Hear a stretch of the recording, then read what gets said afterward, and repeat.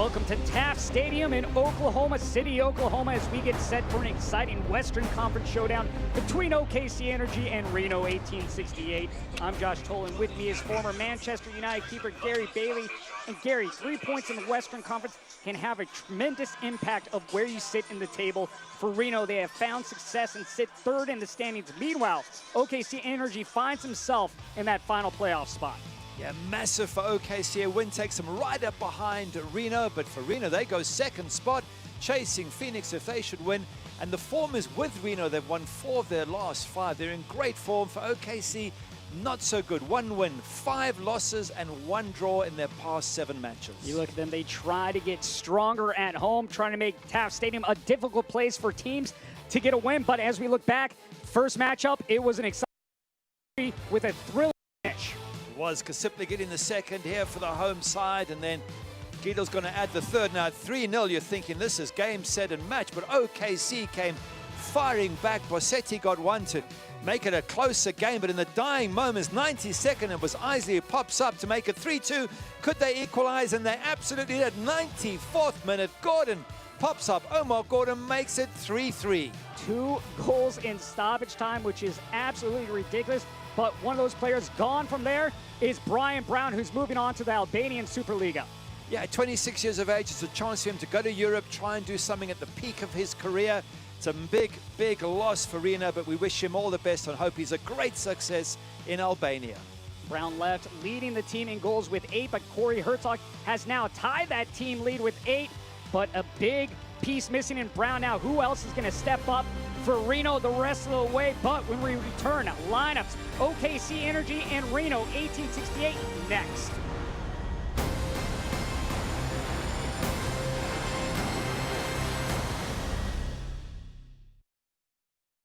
Goals are something we outline for ourselves, and oftentimes they can be pretty lofty. When things begin to line up the way we think they should, we appreciate those who helped us along the way, like the help you get with commercial banking from FFB. Our experts are ready to partner with you to help you manage cash flow, oversee accounts through online banking, and help you secure a business line of credit. Because we know you've got better things to do, like grow your business. FFB. We go where you go.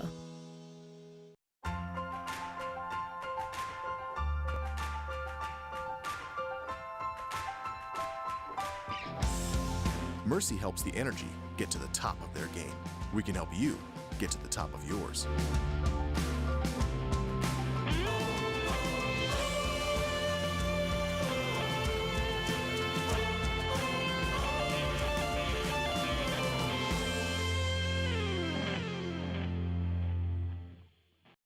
Outlining your own destiny is something we all take pride in. And knowing we're doing what we love is what makes this life adventure so exciting.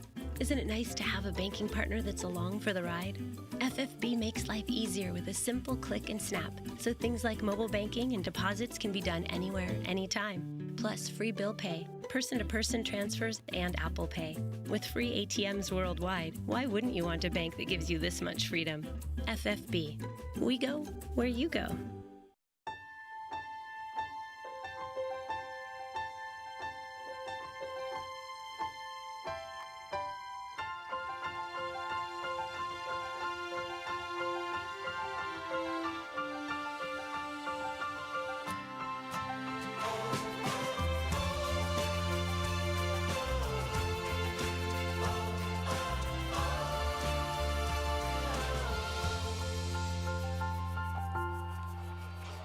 Welcome back to Taft Stadium in Oklahoma City, Oklahoma, as we get set for OKC Energy and Reno 1868. Our starting lineups presented by First Fidelity Bank. And we'll take a look at OKC Energy first. Just one change from last game's lineup. Yeah, Javon Watson comes in for Cullum Ross in midfield. It's only changed from the team that drew 1-1 against El Paso. And of course, up front, Brown and Gordon. What a strike force those two on. Lorendi in goals, the most saves in the season in the entire USL, so the goalkeeper's on form. 62 saves for Lorendi, and you had Deshaun Brown, 9 goals on the season. For Reno 1868, a bit of a different look this week. Yeah, it's a bunch of changes. 5 in total from the team that beat RGV 4-0. Bassano comes in goal for Marcin Minkowski. Galinder at centre-back for Clementa. Seymour in midfield for Partida. Linda Mfeka comes in for Gilbert Fuentes. And Mazovsky for the youngster, the 15-year-old Cade Cowell. 5 changes from a team that won 4-0. Wow, that's unexpected from Reno. Just shows the confidence they have in their players. Lots of movement. We'll see how those moving pieces make a difference tonight. Reno 1868 in third in the standings for Oklahoma City Energy FC. They are in that 10th spot. Reno 1868 9-4-5 on the year. OKC Energy 6-5-8 for 26 points. And they've been struggling here at Taft Stadium, winless in their last 4 at home. We'll see how tonight's contest will play a factor in getting things going and getting OKC Energy on a roll.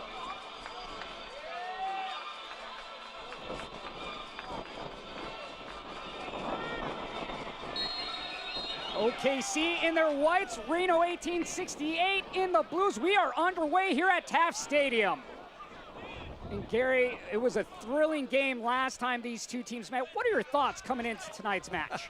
If we could have the same again, 3-3 draw with one team going up in 3-0 and the other one coming back in the dying moments, wow, that will be one hell of a game. But I think for OKC as the home side, a win is vital. A 3-3 draw would be a point game, but 2 lost as we see Reno attack here. OKC need to get up that table. They're sitting right on that line that will see them out of the playoffs if they're not careful, but a win will push them way up the table just behind Reno. So massive, massive day today for OKC. And you look at all the changes that can happen. 2 through 12, people can leapfrog into the playoffs, leap out of the playoffs.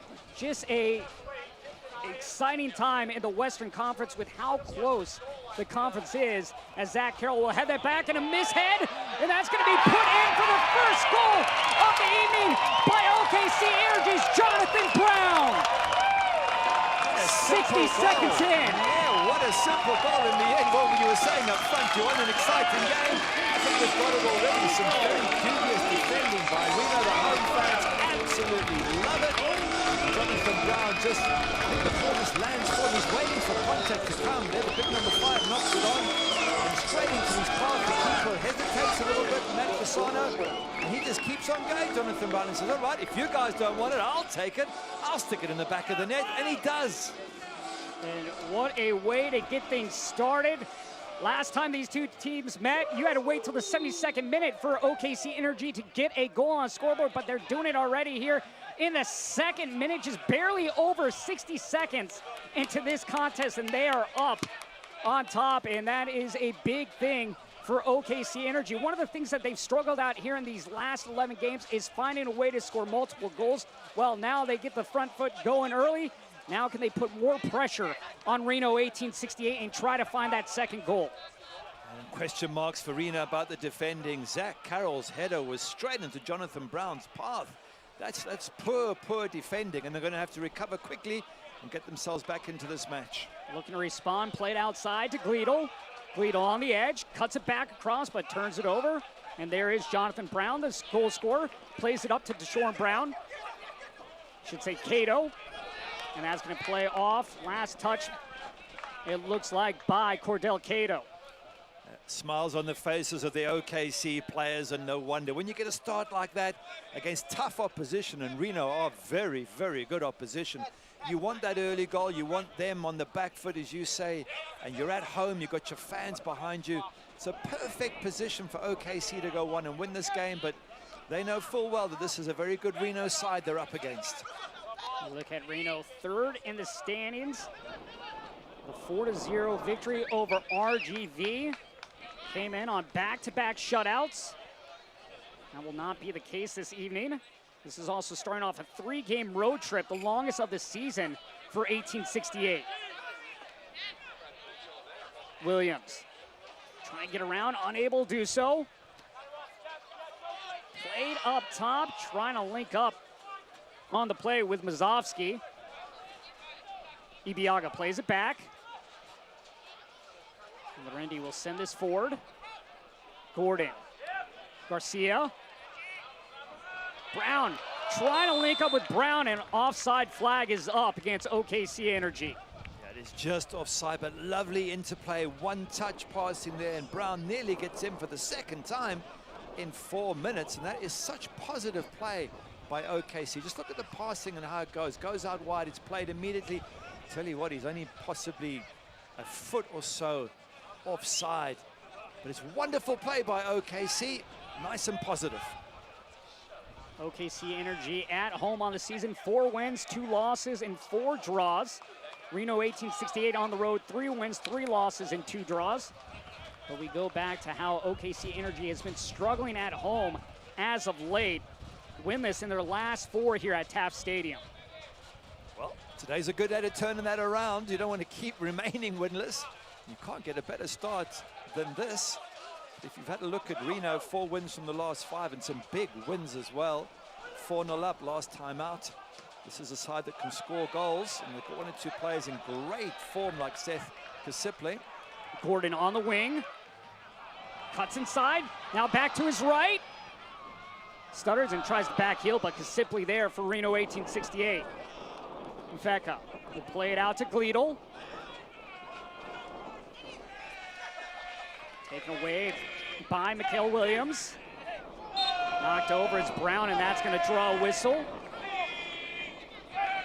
Brent Richards saying, really? Did I touch him? I didn't think I touched him much, but yeah, referees, as soon as someone goes down, they are more likely to give the free kick and a chance for OKC to put more pressure on Reno. And when you're 1-0 up, why not push hard for the second and really get yourself in the driver's seat? So crucial ball coming in here from Rafael Garcia. Set piece for Garcia and OKC Energy. Looping ball into the back post.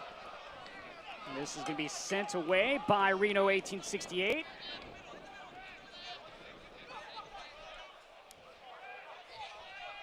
Up front, I was looking at the number of changes Reno made. 5 changes from a team that won 4-0. Thinking, wow, that's a surprise. Normally, if your team does well, you stick with the majority of the side. Perhaps there's 1 or 2 injuries, 1 or 2 players not available, but 5 changes. It's a very brave manager in Ian Russell. Let's go back to what JT Marcinkowski was doing. The back-to-back clean sheets. 1 goal in those last 3 games allowed, made 11 saves. But Matt Bersano has had plenty of time in net this year as Gordon sprints out of the circle. Gordon trying to play a through ball to Deshaun Brown, but that one knocked away. You could see what he wanted to do, and Deshaun made a fantastic run, but Omar just couldn't thread the ball through. And that ball just too far ahead as it's going to find its way past the end line.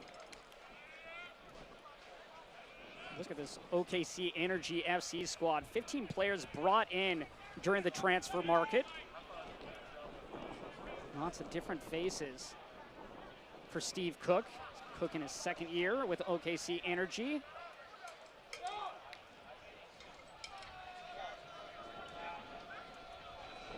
Just a thought about Reno before the OKC fans get too excited watching this match. They've scored the 3rd most goals in the entire USL, 38 goals in 18 games. That's more than 2 goals per game. So OKC 1-0 looks good, but it might not be enough. They might have to keep pushing forward, get a 2nd and possibly a 3rd. We saw what happened when they first met. Even 3 wasn't enough to win the game. So no sitting back here for OKC. Looking at OKC Energy now with 26 goals on the year after that first one from Jonathan Brown. Garcia inches past the midfield line. And now he'll look for someone to pass to, and he'll just recycle this one back. Harris plays it near side. Ibaga with a missed touch, and that's going to be a turnover for OKC Energy. Good pressure from Reno there, forced the error. Their front men working really hard to close down that OKC defense. Richards on the throw, and that one nodded away. Williams plays it down the touchline.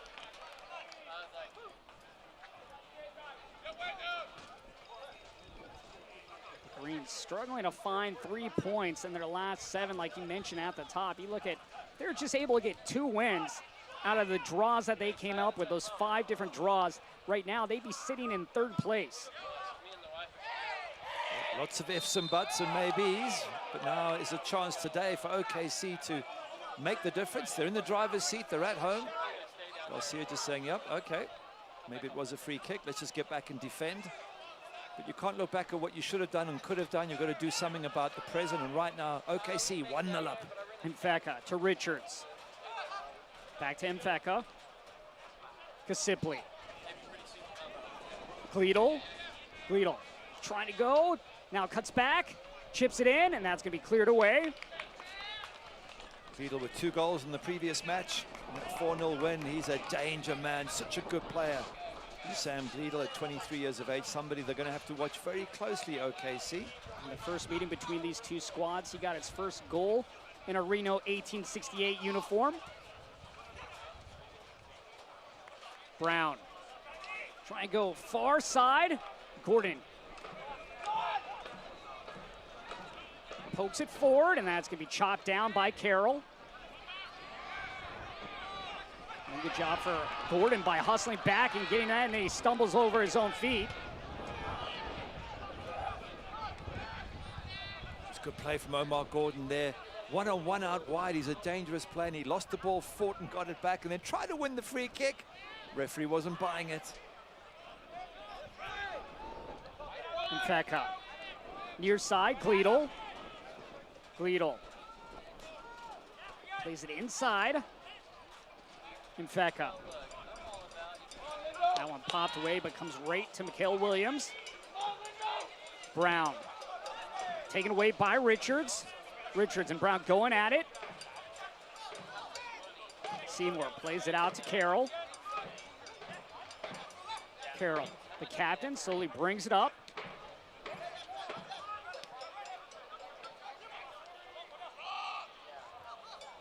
Seymour back to Carroll. Just wonder if Carroll, as he gets the ball now, whether he's thinking, did I mess up with that header back? It was a poor header back to his goalkeeper, went straight to Jonathan Brown, who stuck it in the back of the net. Big error from Zach Carroll. Mfeka. Kasipli gives it a go, and that one stopped on the play, the rebound, and then the missed touch, but I believe the flag might have been up. But a great stop initially there by Lorendi. And Lorendi going full tilt on that one. Good save from the goalkeeper there. Kasipli's shot was an excellent shot. I'm assuming it was Mazovsky was in an offside position when the shot comes in, because he goes to react here, and then the whistle is blown. He's probably lucky the whistle blew, because he messed it up. He brought it down with his chest, and the ball ran away from him there. So the whistle hadn't have blown, his teammates would have gone, what the hell are you doing? You look at it, the great chance by Kasipli, but Lorendi showing off the gloves there, showing why he's #1 in the USL in saves. Make that number 63 on the year. Gordon on the edge with the right. That one blocked, rebound comes to Richards. Seymour, Mfeka. Richards out of Portland, Oregon. Kasipli trying to find Gleedle. Gleedle able to keep that in. Try to play it through, but not allowing that pass to reach its intended target as Javon Watson was in the way. Watson getting his second start of the season. Just looking there at Gordon, what a good shot he had there. Bassano makes a save, and if that had gone to an OKC player, that could have been their second goal. So for me, Omar Gordon, such a good outlet for the home side, and a dangerous player that we're now going to have to keep an eye on. He's quick, he's strong, he's got a good finish. Vital player up front there for OKC. Yep,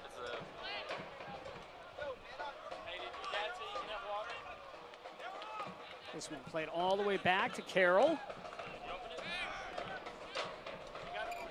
Seymour trying to skip past there.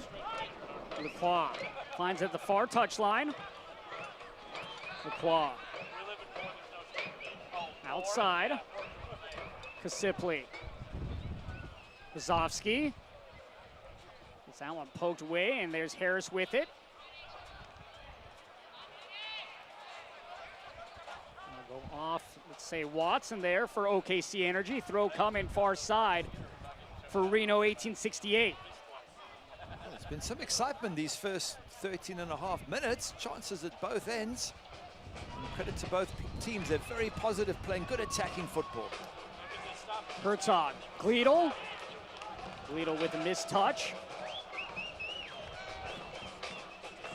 Sam Gleedle last year, a trialist for Reno 1868, stayed in the offseason in Reno to work on his game, work on his fitness, and try to get better, and earned himself a spot this year. Well, if you'd have seen him last week against, well, 14 days ago, against RGV in the 4-0 win, he had 2 goals, an assist, and he hit the crossbar and nearly had a hat-trick. So whoever found Sam Gleedle, well done to them, because he looks to be quite a talent.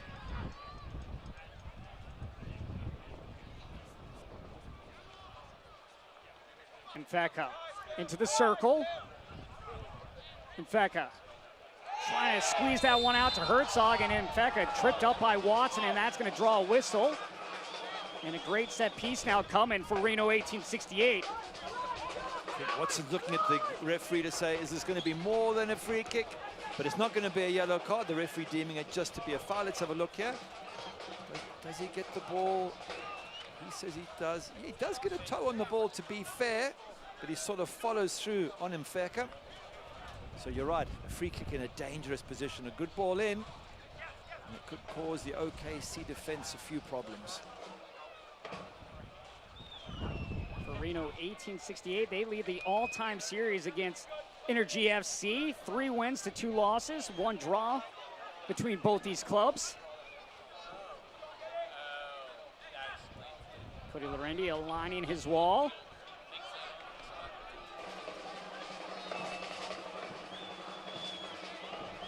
Great chance here for 1868.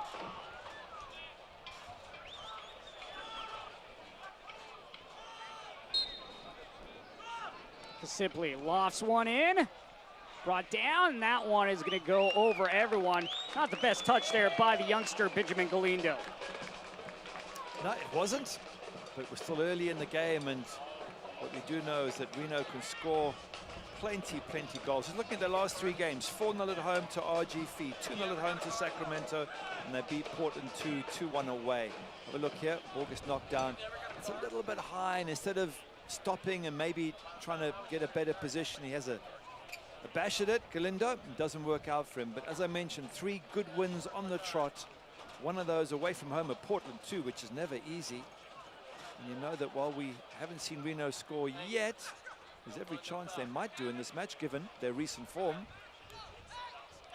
Infeka, Seymour. Infeka looking to switch the point of attack to Lacroix on the far touchline, able to keep it in, but shielding him away is Alvin Jones, a 25-year-old, but Lacroix gets back, drops it off. Mazovsky with the left, and that one just to the right of the frame. Great strike from Mazovsky. He wasn't far away. Good little bit of skill just to position himself. He couldn't get a window initially, so he takes the ball and moves it around. Look at this, good pressure from Lacroix. He wins the ball, he looks for Mazovsky. He turns, can't get a position there. Comes back on his left foot.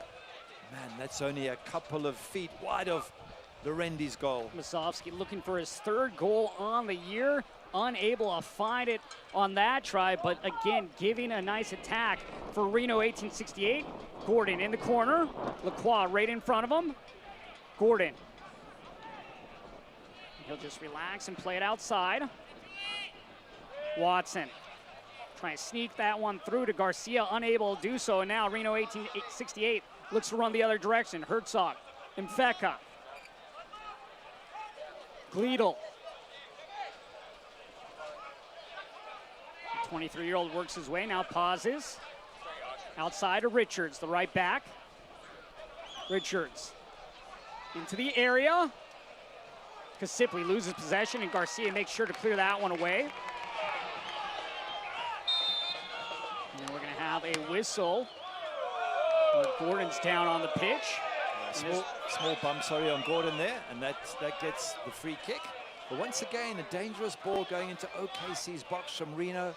They're very creative, and out wide on the right, they had a lot of time to sort of pick their balls, pick their passes, get something in the box. And in the end, Seth Kasipli just not able to finish it off. But for Steve Cook, concerns there defensively, keeping things tight at the back.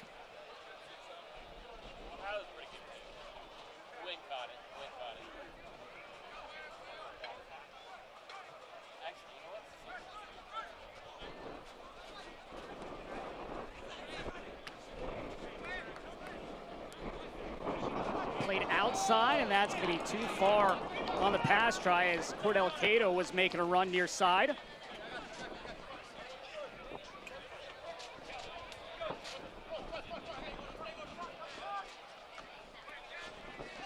Herzog. Kasipli turns away, trying to get away from Watson, turns it over to Gordon. Gordon plays it back, Cato. Cato with time, goes near side. Brown trying to cut this one in, and that one is going to be chopped out.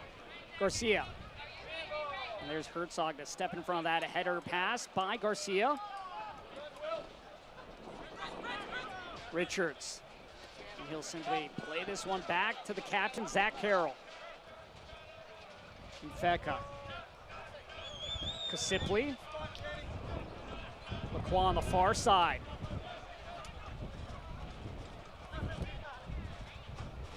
Seymour. Wazowski. On the outside.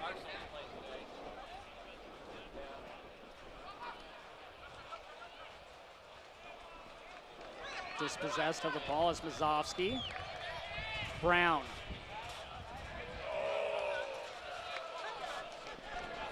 That one given over to Gleedle. Gleedle turning away. Mazovsky trying to find a little space to work with. Through ball to Herzog. Herzog spins. And then he's taken off the ball. Once again, it's another good move from Reno that gets into that OKC box. OKC battling to get Omar Gordon out wide into the game. Early on, they were knocking balls to him. He was causing all sorts of problems. But they've dropped deeper and deeper, OKC. And I don't think you can defend a 1-0 lead against Reno for another sort of 70 minutes. You've got to attack as well, which means getting the ball wide to Omar Gordon and getting it up to Deshaun Brown. Here we go. This is a chance for them to do something. OKC Energy trying to make a run. Brown. Nothing going on that touch.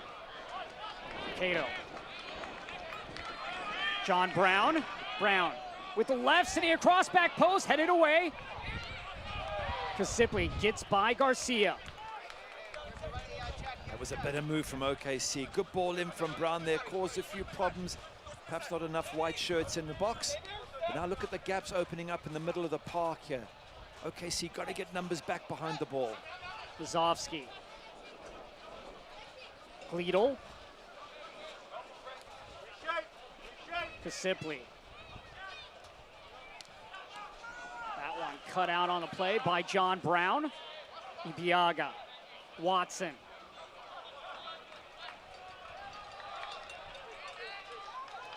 Pushing forward is Alvin Jones. And that pass cut out by Duke Lacroix. Alvin Jones coming over from Trinidad and Tobago. Played with W Connection. Coach Cook was talking about how he's integrated himself in the team and done a fabulous job. Very good 1v1 player. Also, the team really helping him out and bringing him along here in the USL. 27 caps for his country to date, and one of many, many internationals, in fact, on this OK side. They've got 3 Jamaicans, 3 from Trinidad and Tobago. Puerto Rico is Cody Lorendi, Dominican Republic, and St. Kitts and Nevis. Cato, another one of those Trinidad and Tobago players, to Gordon. Gordon with the left, and he has the second goal of the evening for OKC Energy in the 23rd minute. Great finish there from Gordon. What a fantastic strike with the left foot. He's delighted. And we said early on he could be the danger man. His power and pace and ability. The fans absolutely love it, but some good play from OKC out wide on the right. And that's where you want that man, in the middle with a chance to shoot a goal. The ball comes in here, comes to Omar Gordon. Look at that first touch. Takes him away from the defender and smacks it past Pisano, who's got absolutely no chance. Power there from Omar Gordon. Coach Steve Cook talked about how his team is a better squad when they're attacking, when they're threatening, and they have done an excellent job thus far in this contest tonight. They got the first goal in the 2nd minute, and now in the 23rd minute, Omar Gordon gets the 2nd one of the evening for OKC Energy. Fantastic start by OKC, and again, just questioning Reno with 5 changes from a team that won 4-0 last time out. A lot of players have to sort of reposition, get to figure out who's next to them, how it all works, and before they could even settle, they were 1-0 down in the 2nd or 3rd minute or thereabouts, and now they're 2-0 down, and they've got a real battle on their hands here, Reno. You're looking at Reno 1868, 3-game winning streak, 2nd best in the Western Conference, only behind Phoenix Rising, who's currently at a 9-game winning streak, which is just an absolutely ridiculous number, because simply trying to turn away from Brown. That one chested down, and then it's going to be played forward, and Lorendi is going to scoop it up. There's an example there of Mazovsky trying to get Corey Herzog in, and they haven't played together that often. It's a change from the last game out. So it takes time for Reno, to be fair to them, for all these different players to gel, which is why, again, 5 changes is a lot to have to integrate into your team. And we might start to see them get more used to each other as the game goes on. Especially look at the last time Reno played 13 days ago, so plenty of rest for 1868 as that's chipped over. Cato on the end line, just too much of a touch on that.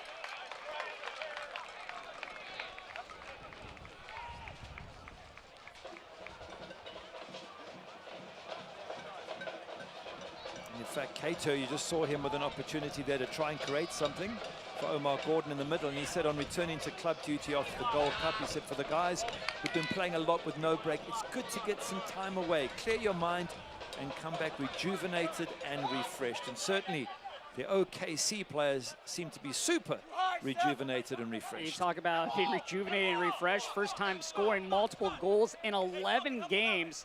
So OKC Energy finding success here tonight at home. Again, here at Taft Stadium, where they've been winless in their last 4 home games. Well, they're finding early success. I wouldn't get carried away, not given the fact that Reno were 3-0 up against OKC at home and ended up drawing 3-3 with 2 goals in injury time. So OKC must be aware of the same thing befalling them. Can't take this Reno side too lightly. They're a very, very good team. And like you said earlier, the 3rd best team when it comes to scoring with 38 goals. We know they can put goals on the scoreboard. Now one played by Williams. Gleedle with a little room to work with, cuts across Mazovsky. Mazovsky, just horrible touch on that one. Herzog wanted the ball on the left side. Yeah, Herzog saying, I'm free. You got to listen to me if you can't see me. I'm in a much better position. Mazovsky just sort of really rushed his effort there. That's where team game and understanding each other, and comes back to all these changes. And if you're not used to each other, you're not used to the person's shout or where they are and how you work with them. And that was a classic opportunity there for Mazovsky to have played Corey Herzog in, and he didn't. And the opportunity went to begging. Coach Steve Cook actually knows Daniel Mazovsky from his Las Vegas days. You go back there when he was with the New Sport Football Club in Las Vegas. That's where he ran into Mazovsky, so he knows what type of player Mazovsky is. Was very complimentary of Mazovsky being a very good player that can create chances. Have to find a way to create an opportunity to get 1 goal, try to cut the lead to within 1 as Kasipli plays it. In fact, it goes outside. Through ball, Lacroix chips it in, and that one's going to be cleared up and away by Mikael Williams. Lacroix once again in that danger area. It's happened a lot of times in this first half that Reno have got themselves in very good positions. They couldn't find that final ball, but for OKC, it's a little bit too easy how Lacroix gets right in the box. If that's a better ball to Mfeka, it could be back in the game. Just a final ball not good enough. Kasipli's corner try, first one of the evening from that far side. Inward swinging ball, headed down, and that one just to the right of the frame. Mazovsky able to get a good touch on that. Just to the right, though, on that attempt. He gets a free header here, which again is concerning from a defensive point of view, but I think, to be fair to Alvin Jones, he just throws his head in Mazovsky's way at the last moment. Mazovsky has to pull away a little bit, and that stops him from getting too much power or direction behind the header. Again, I think we've seen enough examples in the nearly 30 minutes we've had so far that Reno get in the box, create opportunities. They just haven't taken any as yet. The best one coming from Seth Kasipli on a banger of a shot from about 25, 30 yards out, but it was saved by Cody Lorendi. Herzog, Gleedle. Back to Herzog. Herzog trying to go in line to Gleedle, and that one played off by Ibiaga.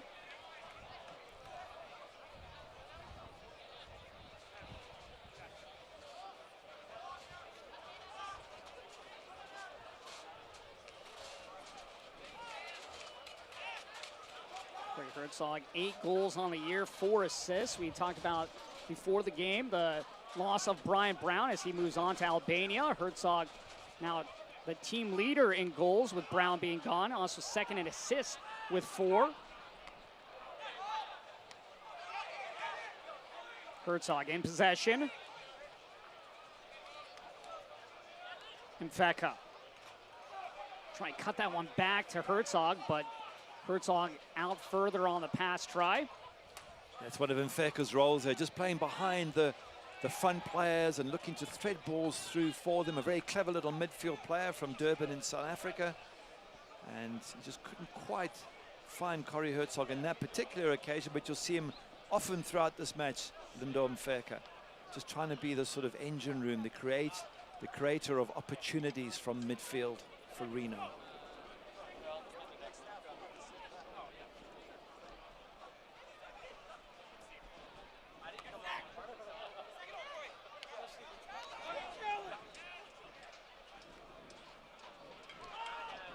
Play this all the way back, and that one nearly paid out past the end line, but Matt Persano able to collect it at least and send it back to midfield. Gordon. Jones back to Gordon. Gordon. This is going to find its way back to Ibiaga, and he's simply going to play it back to his goalkeeper, Lorendi. Lorendi wasting possession there. Maybe could have played along the ground. That allows Reno to begin to dominate this match. It's got to be a concern for OKC. Yes, they are 2 goals up, but you give this team too much time on the ball and you let them probe around your box, they'll eventually find a way through. Richards not afraid to venture forward, but that time unable to get to that pass.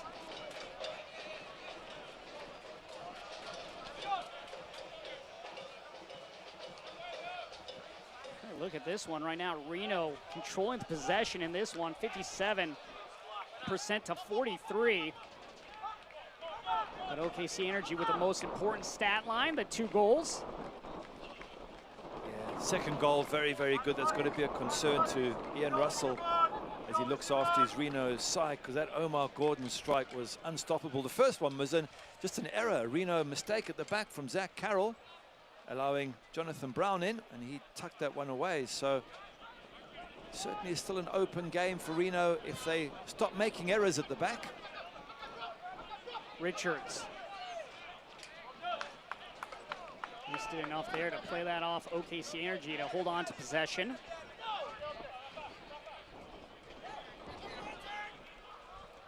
Herzog. He's going to go to the far side. Lacroix.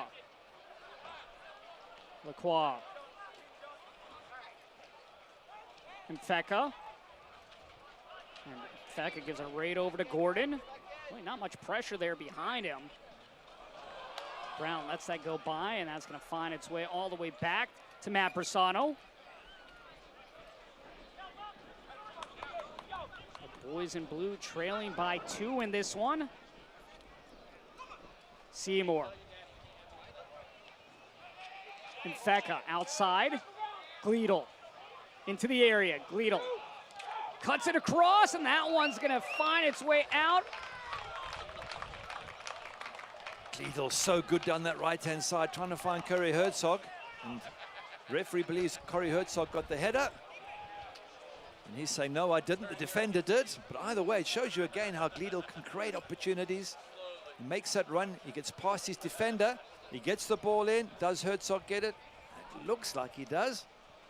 And if he did get it, he could very well have scored that goal. So once again, Reno showing that they are a real threat. And Coach Steve Cook of OKC saying that they're one of the form sides alongside Phoenix and Real Monarchs. He says the other form side is Reno, one of the hottest teams in the league, and they're having an unbelievably good spell. But he says they're coming to our place and things could be a little bit different. Well, they certainly are different so far. OKC 2-0 up, but game a long way from being over. Lacroix on the wing. Lacroix with the left into the area. And that one cleared away. Kasipli plays it back to midfield off Seymour, right to Gordon. Cato. Mfeka trying to take it away, and that's going to draw a whistle on Cordell Cato. Nothing serious there, no yellow cards, taken nice and quickly. Richards trying to cut this one behind, but sent out. Mfeka. Kasipli. He'll try going back post, headed down, headed forward, and that one stopped by Lorendi. Ball still loose, and that one somehow cleared off the line. Lorendi with an awesome save there from Mazovsky. Absolutely brilliant from the goalkeeper. And then it was just everybody sticking their boot in, trying to get on the end of it. The defenders came out top, but the ball was a good one in, knocked across for Mazovsky. He gets the header, and Lorendi with an awesome save, and maybe one of the saves of the week. You're looking at two great saves by Lorendi tonight, again, showing why he's one of the best in the USL to do it. 64 saves now on the season. Well, we said early on that Reno will create chances and they will test the goalkeeper, and they certainly have done that. Lacroix. Mazovsky, and that one's going to be stopped on the play by Lorendi. That one probably being one of his more easier stops that he's seen. So he's just taking a breather now after that save. But here's the ball coming in. Good ball in, header knocked across. Look at that, from all of 5 yards, Lorendi has to cope, and then off the line. Brilliant defending there by OKC. Here it is again, the header, the reflex save, and then the scramble on the Atiba goal Harris line. right on that goal line to prevent that one from going in. Dangerous chance there for Reno 1868, and they're looking to continue to put on pressure on OKC Energy. Gleedle able to get by Williams. Gleedle does it once again towards the end line, cutting it back. Watson. That one not the best of clears. Handball there from Mfeka, but once again, good pressure around the box from Reno. And got to be careful with Sam Gleedle out wide. He has skinned Williams a couple of times there, and he's getting dangerous boxes, or rather balls whipped into the box. Here he skins him. Have a look at that. Goes, comes back. Good bit of skill. Sticks it in the danger area. It just takes a blue shirted player to get on the end of that, and that would be them back in the game. So Mikel Williams is going to have to be a lot tighter on Sam Gleedle from now on. Harris.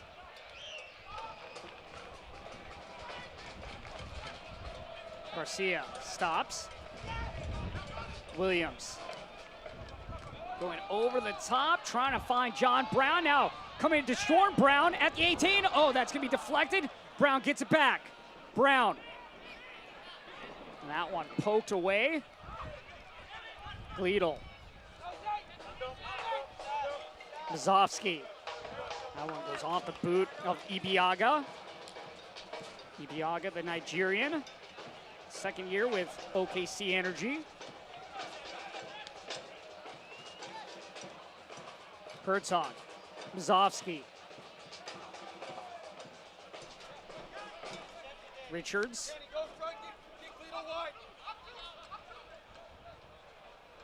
Lacroix. Gordon right there to harass him, but goes right to Mfeka.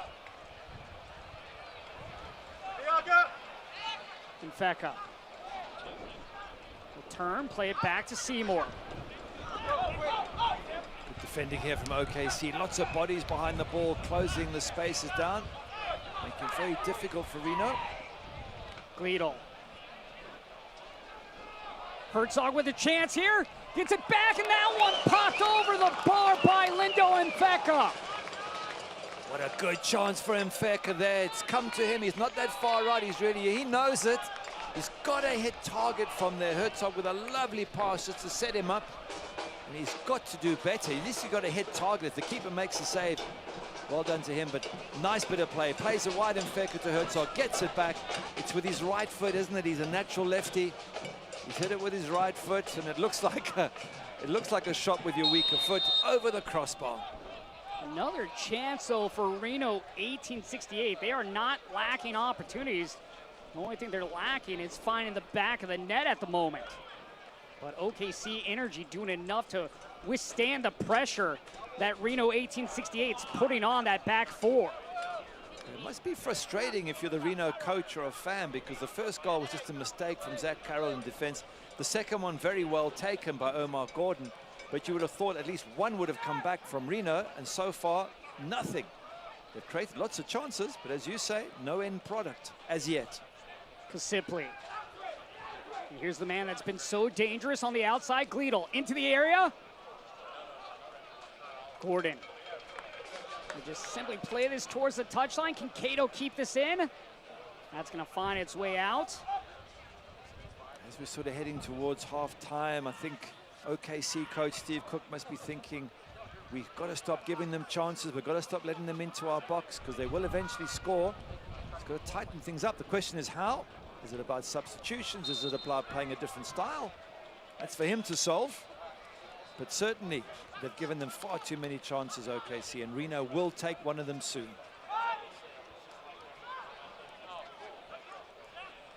That one headed back on the play by Williams. But we've seen Reno 1868 try to go down that right side, attacking Williams throughout this first half. Cato. Gordon. Brown to Cato. Cato down the line, but too much, and Galindo's going to be able to beat Cato to that and just let it roll out past the end line. Look at the flags in the background as well. You see a lot of wind going from right to left. That wind has been against Reno, which might have made it a little bit difficult for them to have played out from the back. They'll have that wind second half, and that certainly will be in Reno's favor. Seymour. Into the middle, Herzog. Herzog with Kasipli to his left, goes that direction. Kasipli trying to get by Jones. Kasipli with the right, and that one rises into the Oklahoma City Knight. Corey Herzog and Sam Gleedle on the right-hand side here. They've run all the way in, and they're like, why don't you knock the ball to us? We had a chance. And instead, they see it go flying over the crossbar. But yeah, it has been a very, very frustrating first half for Reno. Nothing really going their way, and when it did, Cody Lorendi's made some fantastic saves, especially from Muzovsky, goalkeeper covering himself in glory. Two brilliant saves by Lorendi thus far this evening. And then you look at what Reno's doing in terms of shots, 10 shots to 4, but OKC Energy getting the two most important shots that found the back of the net in this one. You go back to the second minute, John Brown getting the first one for OKC Energy, and then in the 23rd, assist by Cato, Gordon getting that second goal.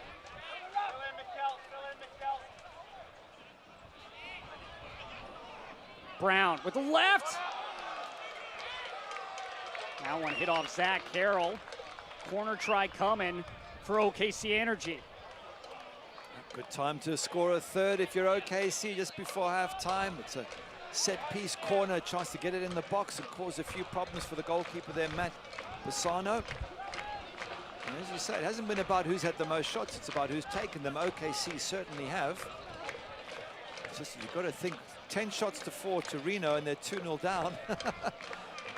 Eventually those shots are going to go in. So a third goal now for OKC would be wonderful to get just before halftime. Right now it's quality over quantity, though.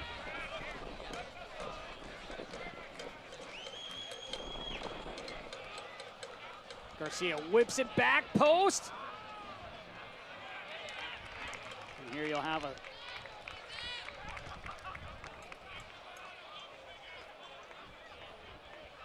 throw-in coming for OKC Energy.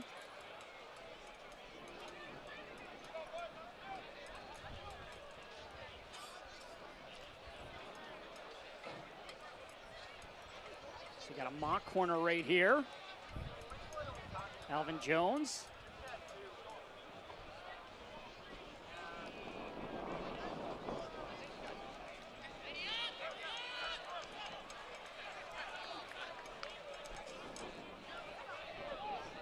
That one nodded up in the air, but there's Gordon. Gordon, nice bit of juggling.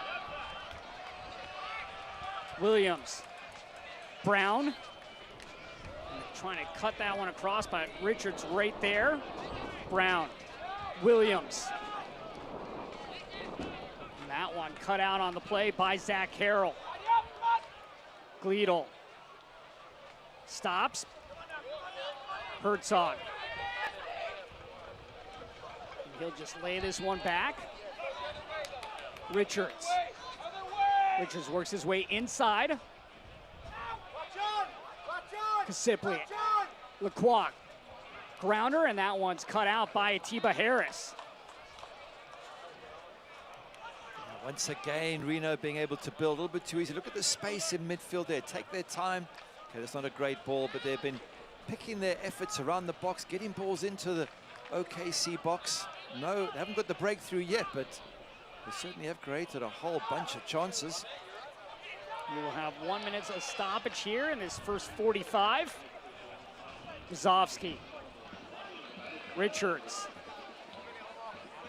Gleedle. That's going to sail well over the bar. Not his finest moment, Gleedle. He's been so good this first half. Done that right-hand side, creating chances for his team, but that was not the best cross, and we're seeing a man down in the box there. Don't know what that's from. Rafael Garcia on the pitch surface there for OKC Energy. Garcia in his first season with OKC. He's played for the Las Vegas Lights as well as Los Dos. And then Steve Cook, you see him there, one of the best dressed coaches in the USL. We'll give you that standings as voted by the fans.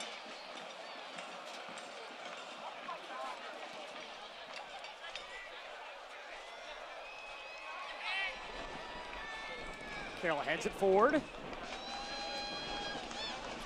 Jones. But there is the final whistle of the first half. Gary, your thoughts on the first 45 minutes? Omar Gordon's goal, that second goal, absolutely fantastically taken, and it's about the scoreline being 2-0, but for me, Reno could easily have been on level terms, and they'll be looking at it saying, guys, if we convert some of our chances, we're back in this match. So could we see a reversal of when they first met? It was Reno went screaming into the lead, and OKC who fought back. Maybe Reno will do the same to them in the second half. We'll see. We know not to sleep on this one if it's any indication of what happened last time. Like you said, it could have the reverse effect, but you go to how this one started. You get the Jonathan Brown goal in the first 2 minutes, and then Gordon in the 23rd minute, and that's where we sit here, 2-0 in OKC. We'll be back with halftime for you when we return. OKC Energy 2, Reno 1868-0. The mission of the Central Oklahoma Humane Society is to stop euthanasia of healthy adoptable animals in Oklahoma City. For us, it's all about connections. We connect between adopters and fosters, we connect internally, and we connect with our donors and our community. Cox Business helps us make those connections. Our organization has Cox Business high-speed internet and the IP-Centrix managed phone system. It really has made a difference. They're always reliable.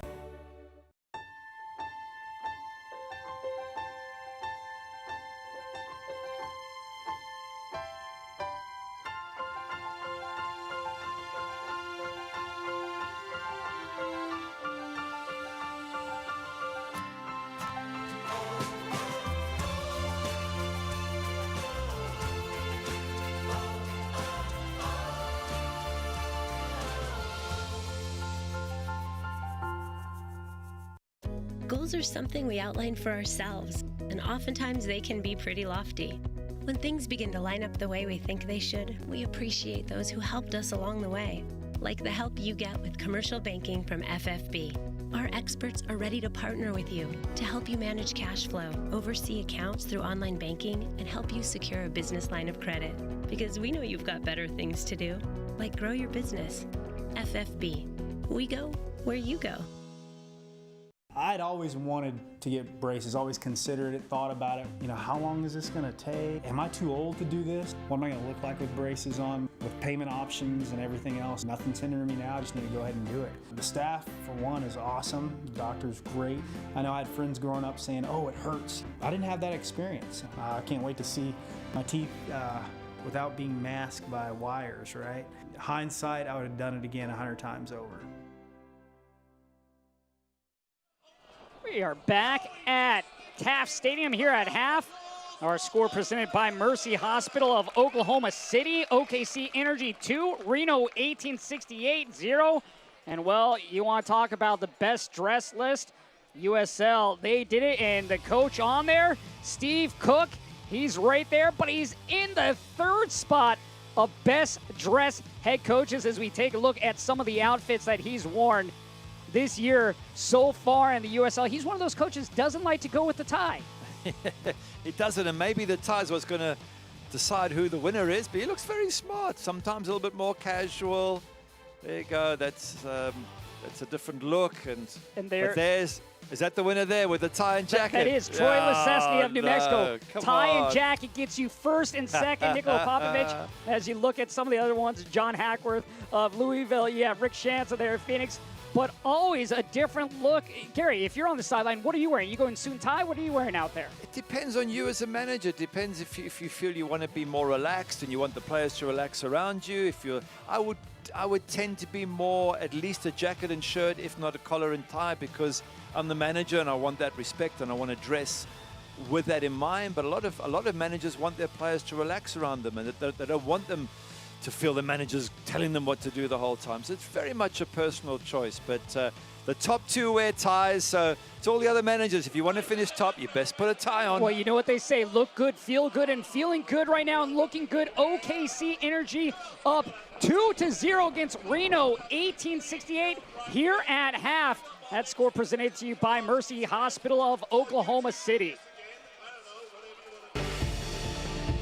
Long strike, a goal for Orange County. Lacroix and Duke Lacroix. This is dangerous, headed on frame. It is a goal for Orange County.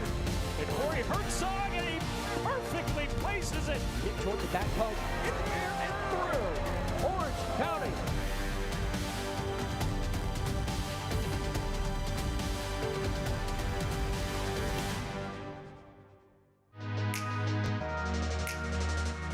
Reese Williams with some space. Williams curls it inside the 18. Soccer attempt and a beautiful strike on the bicycle for Lansing Ignite FC. Absolutely incredible. Elma N4. Are you kidding me? Going long distance, trying to connect with Sayone. And he puts it in the back of the net from long distance. Sending it forward. Here's another opportunity. And boy, you back of the net. That is what they've been looking to do all night long. 91st minute. We are tied at one apiece. Here's Mintz again. Mintz gets across to the top of the D. Moshomani left foot. Beautiful strike. Tumi Moshomani. Here comes North Texas on the attack. The strike and a goal.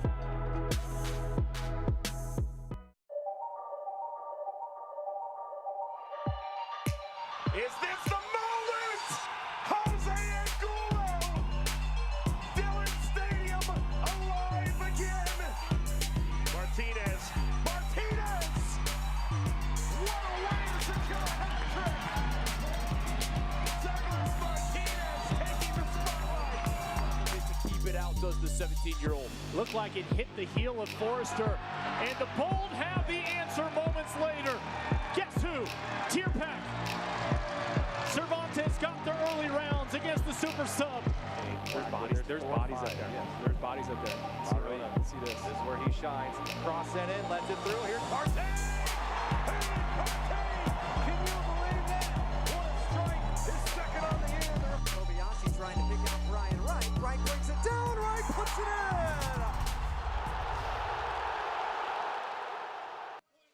Welcome back to Taft Stadium here in Oklahoma City, Oklahoma. Our halftime score presented by Mercy Hospital of Oklahoma City. Energy FC up 2-0 over Reno 1868 as we take a look at the news and notes going around the USL, making history. Douglas Martinez, 3 goals. You get that first hat trick in Real Monarchs history. And then again, the Wild Wild West. What a West it's been so far this year. You talk about the movements that can take place from 2nd to 12. Just tons of movement that could happen this weekend. Yeah, but Phoenix Rising just standing out above all others. Absolutely stunning. What's that? 9 wins on the trot there. They're going to be almost impossible to catch if they can keep this up. That's the only question. All the others have to keep chasing and hope they slip up. Now we look at the team of the week. No surprise there. You get 3 goals. Martinez at the top of the pack as we look around at the other 11 here in the Western Conference. There's another Martinez there from Charlotte Independence. There's Cochran in goals from Fresno. He's been in excellent form. And all these players that you see here have been performing at the highest possible level. Stroud there, Red Bull, they've been smacking in goals. Red Bulls too. And here the player of the week, Douglas Martinez. You see the first of his 3. Again, the first hat trick in club history for Real Monarchs. He's a big, strong player, isn't he? But he's got a great strike on him as well. So it looks like he has all the tools of the trade. Here comes the hat trick. Oh, good finish. Great finish there to cap it off, and named team of the week as well. But right now here at half, score presented by Mercy Hospital of Oklahoma City. Oklahoma City Energy FC 2, Reno 1868 FC 0 here. First 45 done. Outlining your own destiny is something we all take pride in. And knowing we're doing what we love is what makes this life adventure so exciting. Isn't it nice to have a banking partner that's along for the ride? FFB makes life easier with a simple click and snap, so things like mobile banking and deposits can be done anywhere, anytime. Plus free bill pay, person-to-person transfers, and Apple Pay. With free ATMs worldwide, why wouldn't you want a bank that gives you this much freedom? FFB. We go where you go.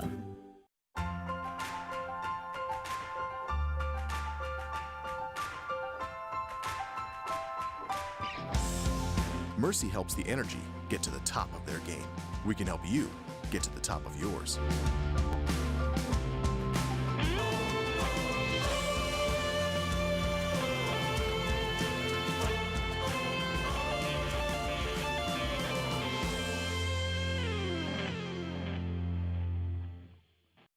Success is achieved through hard work, and many business owners work tirelessly for years to realize the dream of franchising their business.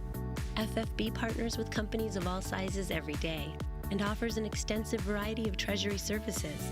FFB will outline a plan just for you, help you streamline cash flow, and monitor your business transactions.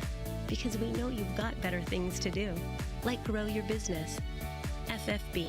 We go where you go.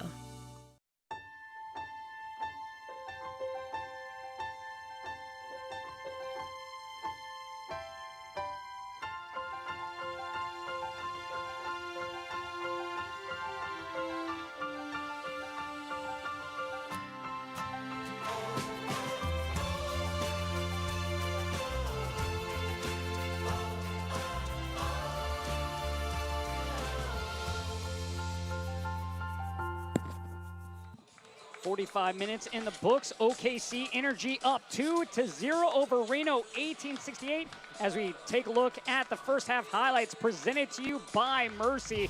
And what a first half it was for OKC Energy. Certainly was. Great start here with the opening goal. Long ball comes up. Zach Carroll, have a look here. Heads it back. It's a bad header because he puts straight in Jonathan Brown's path, and Bassano doesn't know whether he should close or not close, so the goalkeeper waits. And Brown gets in and just taps it past the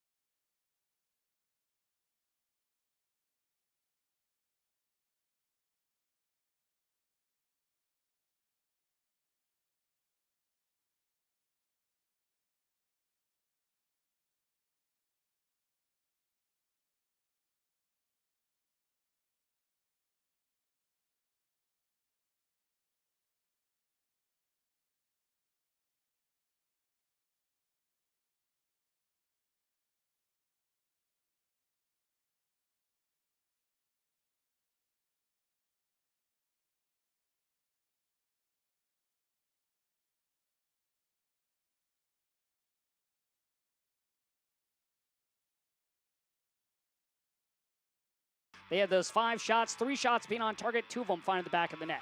That's a big difference for me. When you've got 12 shots on target, you're going to score eventually, especially if they're decent shots on target, which they have been. You can't keep on relying on Cody Lorendi. And if OKC don't tighten up at the back, I would suggest Reno going to score at some stage in that second half. The question will be, when will that come for Reno 1868?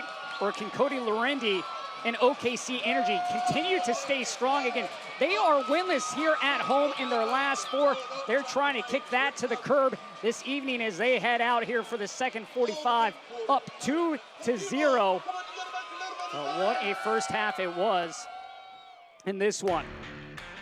And there you get the great save by Cody Lorendi. And now 65 official saves on the season. That's the top spot in the USL. That one there is a very good save. The first one maybe, is not bad, but this one is absolutely brilliant. Great reflexes. That header's only about 5 yards out, and he responds quickly, makes the save. Brilliant goalkeeper. You get really 2 saves on that one. You get the first stop from Lorendi, and then Atiba Harris right on the goal line to save that one. Otherwise, you're looking at, I believe at the time, that could have been a 1-goal game. But they still have their work cut out, does Reno 1868. As you get a great look back at the supporters. In this one, they are pumped for this one. Again, you go back to that last match, so we were talking about it before half. If you are your coaches, what are you saying to your club coming out here at halftime? Well, if it's OKC, it's about getting a lot tighter at the back. It's about stopping all these chances that Reno have made. And conversely, if you're the Reno coach and you're Ian Russell, you'll say, hey guys, we shouldn't be 2-0 down. We made 1 error to give them the first goal. We should have scored. Their keepers made a couple of blinding saves. If we do what we did first half, we will get ourselves back in this match. So it's Reno who are looking to get back in. OKC, the best thing they can do is score a third and really make it difficult for Reno. But I think we could be set up for an exciting second half. Well, the first match was exciting. You had the 3-goal lead by Reno 1868, but late in that one, OKC Energy would tie things up with 2 goals and stoppage. And then the third, earlier in the 72nd, can Reno 1868 maybe do the same thing and find 2 goals? Or will OKC Energy cut out that 4-game winless streak at home and find themselves 3 points here tonight against Reno 1868? We'll find out. Josh Toll and Gary Bailey with you tonight here from Taft Stadium in Oklahoma City, Oklahoma. 45 minutes to go here between the 3rd place team in the standings, Reno 1868, and 10th in the spot in OKC Energy. 10th as it stands. A win today takes them up to, 5th? Right behind Reno, so it'll be a big jump up the table for OKC if they can come away with all 3 points. I did mention the wind in the first half. I want to see how it affects OKC, because it was blowing very, very strongly in Reno's favor now, in OKC's favor in the first half, and it made it difficult for Reno to play out. It could be OKC who battle to play out now in the second half. That one taken away by Watson. Watson getting his 2nd start of the season. That one played off Reno 1868. Throw coming for OKC Energy. OKC Energy on the season, 26 points. Reno 1868, 32 points. OKC Energy looking for their 5th win at home on the season. Meanwhile, Reno 1868 trying to find their 4th win away from Nevada. Another great look once again at Steve Cook, who finished 3rd in the good-looking stakes. Not so much the good-looking, sorry, the best-dressed stakes, I should say. If we have a good-looking stakes, maybe that'll be the next one they throw up on the USL website. Let's have some fun. Herzog with a chance here for Reno. Herzog, oh, great defensive play there by OKC Energy. Well, we said Reno are dangerous, and Herzog's through one-on-one. That is a fantastic tackle there, but too easy for him to get through. An absolutely brilliant tackle off the line there by Alvin Jones. Jones making a difference on that one as that's cleared up into the box and then now sent forward towards midfield. Again, Reno and their coach, Ian Russell, will be saying, if we just keep getting through like that, we are going to score. We've had so many chances. Eventually, something's going to go in. And the question is, when will that happen for Reno 1868? And can OKC Energy keep withstanding the pressure?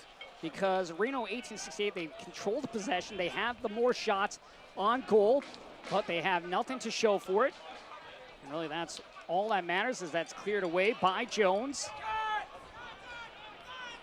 Nodded back forward by Galindo. Herzog. And he's tripped up, trying to draw a whistle, not going to get it. Watson. Little toe poke there, trying to find Cato. Cato assist on the second goal. Seymour. And he'll recycle this one back to Galindo. Mfeka. It just seems as if Reno's come up with a little bit more aggression in the second half. I've seen a couple of feet being left in, tackles flying around. I think the manager's wound them up. And this is a very determined Reno side we're seeing now. Richards. Gleedle sends it into the area, and that's going to go over and on top of Lorendi's cage. Just picking up on that point I made, it just seems that they're sharper, Reno. They're forcing him more. It's a bad cross from Gleedle, and he knows that. He's been such a good player for them in recent games. But there's a determination about this Reno side. I think they're upset that they're 2-0 down as we see that cross go sailing over the crossbar. And they look as if they're really going to get stuck in here, and it's going to be a tough second half for OKC. And if they could score a third goal, I think it would take a lot of pressure off. Take a lot of pressure off indeed, as that's headed forward by Galindo, but only as far as Garcia. Gordon unable to beat Galindo there. Galindo, 20-year-old out of Mexico City, Mexico. His dad played for the Mexican national team, 65 appearances, scored 28 goals. Coach Ian Russell talks about how Galindo just studies the game, knows how to prepare for the game, and I think a large part about that is his dad playing for the national team and having the professional experience. He was able to see it firsthand growing up. Absolutely, it's the best tutor you can hope for, is to be able to see it on a day-by-day basis. Anyone who plays that many times for their country would be a good professional, and hopefully he's learned from his dad. Gordon trying to get that one through, and that's going to be cut out by Galindo, played away by Carroll.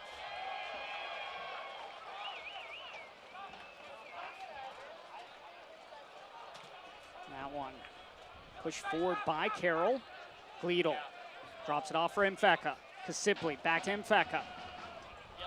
Mfeka trying to cut back, but you see the three jerseys around Mfeka. Pretty much every time he touches the ball, he's got one, if not two players around him. He's their creative influence, and I think OKC are going to try and shut him down in the second half. And obviously his job is not to get shut down and to keep spraying those passes around. So I think we're going to see this game really develop and maybe even get a little bit chippy as time goes on. Diagonal pass to Lacroix. Lacroix with the first touch. Can't hold on as that finds its way to Garcia, who plays it back.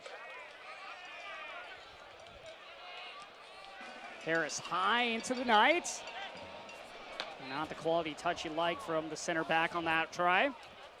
Pressure from Reno, just making it difficult for OKC, not allowing them time on the ball. And I think, as I say, they're going to work very hard to keep that pressure on throughout the second half.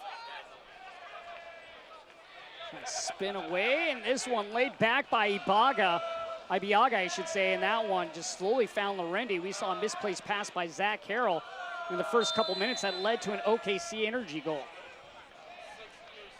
Got to be very careful with how hard you pass those balls back. You don't want to have too light of weight on those passes. Sent into the area and then punched up over by Lorendi. Well done, the goalkeeper. Good feet deflection. And the keeper doing what he must do best. Watch the ball, move your feet, tip it over the crossbar. Have a look at it again. It wasn't meant to go there, but it takes a wicked deflection. And Cody Lorendi does really, really well here. Going backwards, not easy as a keeper going backwards. You've got to know exactly where your crossbar is to tip it to safety. That will earn Reno 1868 a corner here. Whipping ball in. Gordon pushing forward. Gordon with Gleedle on his hip. Gordon and Gleedle going at it, and Gordon finds a little bit of space. Cuts it in and cut out by Lacroix. Lacroix nearly lost that one on the far touchline, able to keep it in. Kasipli.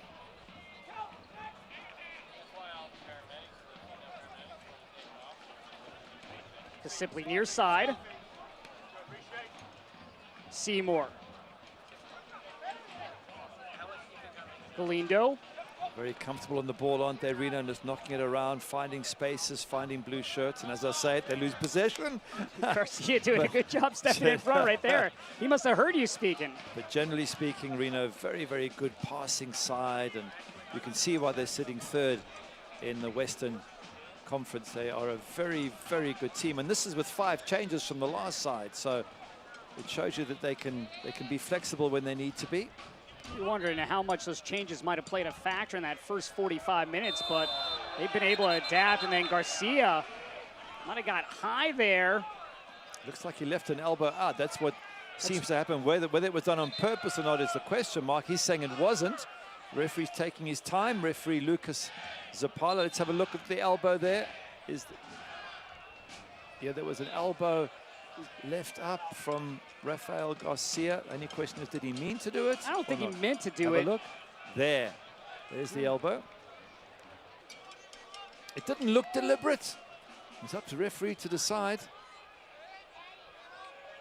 It's always tough, especially when you're trying to get that right in the moment. And we will have a yellow card handed out to Garcia. For Garcia, that will be his first yellow card of the season. He's not happy with that. He's not, and his teammates are pushing him away, saying if you keep arguing, you'll get a second yellow and you'll get sent off. So just get away, take your punishment. He can't believe it because he didn't mean to do it. So he says he was trying to protect the ball, but the referee just sees the elbow in the face and considers it a dangerous moment. When you got the yellow card, just accept it, walk away. Don't argue with the referee. Yeah, sensible teammates pushing him away from trouble there. Because if you get a second yellow, you only compound things. Yeah? Still speaking to Lucas Spazzala. There Will Seymour, the man who got hit in the face. I mean, there was contact, no question about that. The only thing is, was it deliberate? And the referee feels it was, to some extent. And of course, Garcia getting the yellow card is adamant that it wasn't. But you can see the intensity here in this Yeah, one. well, I said it was going to get a bit chippy second half. I think there's plenty more of that to come. Maybe we can just see it again here. So have a look at the left arm here of Garcia. Look at the left arm there come up and make contact. Now, is that professional where you know the man's behind you? Or is that just trying to protect the ball? I don't know, it's difficult to say. It's a tough one, but we're not the referee. We don't have to make the judgment call on the pitch. But Garcia with a yellow card handed out. And Garcia now slowly calming down. No player is usually happy when they get a yellow card. Some, they know when they do something wrong, but Garcia felt like he did not foul Seymour on that to deserve a penalty. And Seymour pointed out where he was hit in the face, and him and Garcia having a good laugh about it. Both players, or Seymour, I should say, all right. It's kind of hard to hurt your elbow when it hits someone else, but things are ready to go here.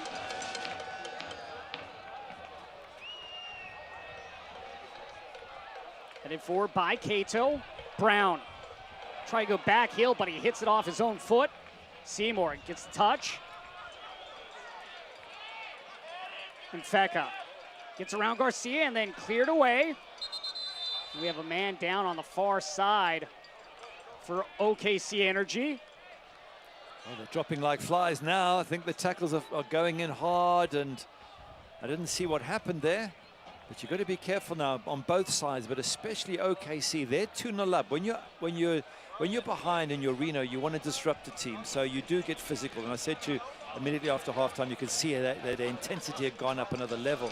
But if you're OKC, you don't want them to get you. You want to just keep control of the game, keep everything nice and calm and easy, and don't bite and don't kick back. And that's the professional side of the game. For Ian Russell and his Reno side, they're doing well just to ruffle some feathers and see if they can get OKC to overreact. John Brown, the man on the surface, he scored the first goal in the first couple minutes in this one. He went over to Hartford Athletic for just a short time. He was with OKC Energy the last 2 years before going over to Hartford Athletic, decided it wasn't the best fit and brought back to OKC Energy, and that's been paying off for Brown. And head coach Steve Cook.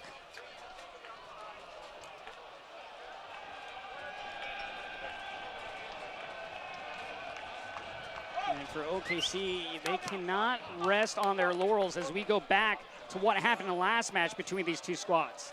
It was 3-0 within moments for the home side. Reno absolutely brilliant here. You'll see a third one, Sam Gleedle. And you would have thought the game was over, very much like we are thinking now. But back came OKC. They got one, and then in the dying moments, 92nd minute here. Have a look at that. In it goes the back of the net, and the 94th minute, Omar Gordon pops up, and it's 3-3. Would you believe it? Omar Gordon, a goal in the first one and a goal in this one. Cato, just on the edge. Cato lofting it to Brown. Brown on the inline, brings it down.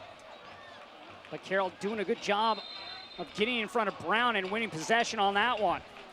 It's been a tough game so far for Deshaun Brown. He's such a good player, but everything he's tried, it hasn't sort of worked for him. And it's Omar Gordon who's looked the more dangerous of the strikers. But we know what Deshaun Brown is capable of. Missed a penalty in the last match against El Paso, so he'll be looking to try and get something out of this game for sure. Omar Gordon on the season now, 5 goals, 6 assists. This being his first year in OKC. He's been with San Antonio FC, also with Indy 11 back in 2016 in the NASL. Gordon also has made 18 appearances with Jamaica. Kasipli goes to the far side. Gleedle, he's been so dangerous on this right wing. Gazowski, harassed by Watson. Gazowski now pushed out by Williams, and he'll have a throw.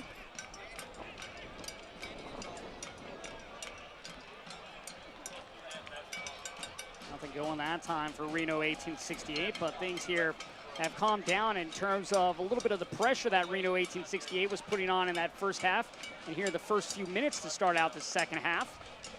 We're getting to that point where we're 2/3 of the way through the game, and Reno are going to have to find a breakthrough sooner than later. They're going to start to feel a little bit more tense, feel like they have to find that one goal. And all the time, of course, they're going to be careful of the counter-attack. Here, that ball played down the line, but stepping in front is Lacroix. Jones, I think he had a little bit more time on that touch line. And Feka, Gleedle.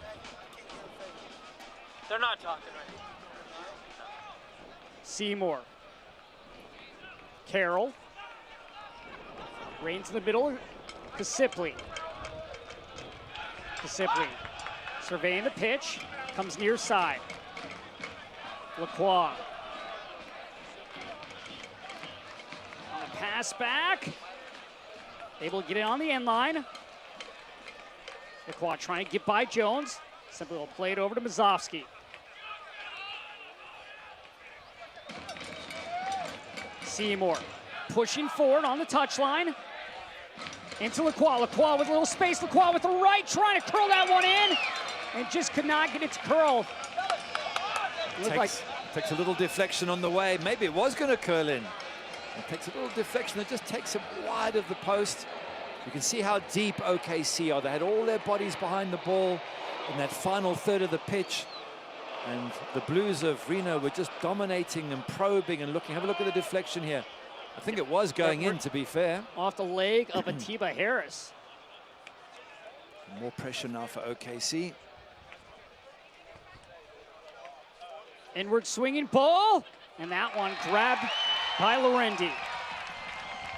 Lorendi looking to run. Cato. Cato to the near side. Brown heads it back. And then Brown helps to the surface.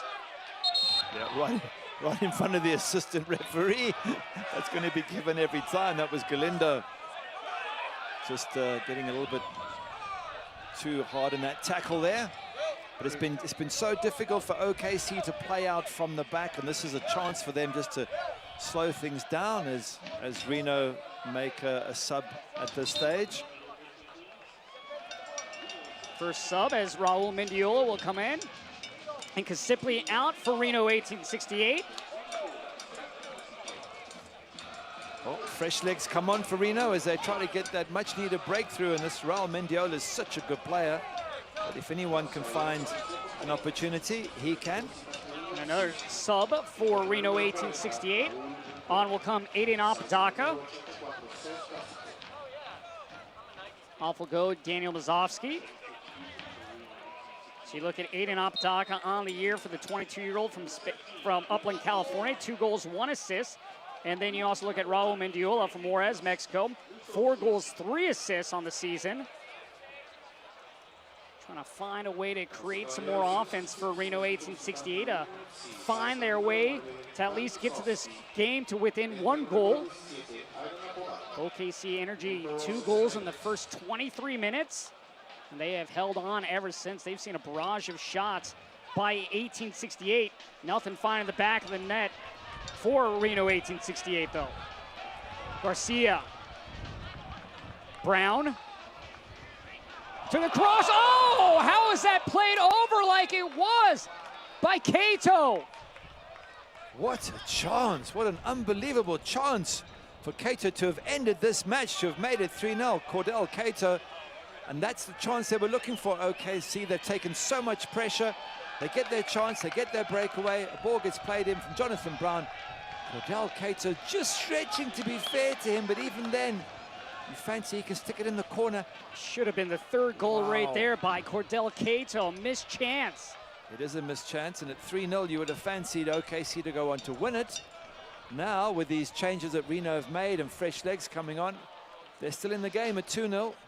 Corey Herzog, the man down for Reno 1868, but that chance for Cordell Cato doesn't get much better. A tough one to swallow for OKC Energy, but still, when you have a 2-goal lead, there is some breathing room, but that would have made things much easier to breathe for Energy FC. Galindo getting pressured by Brown. Brown now going right at Brasano.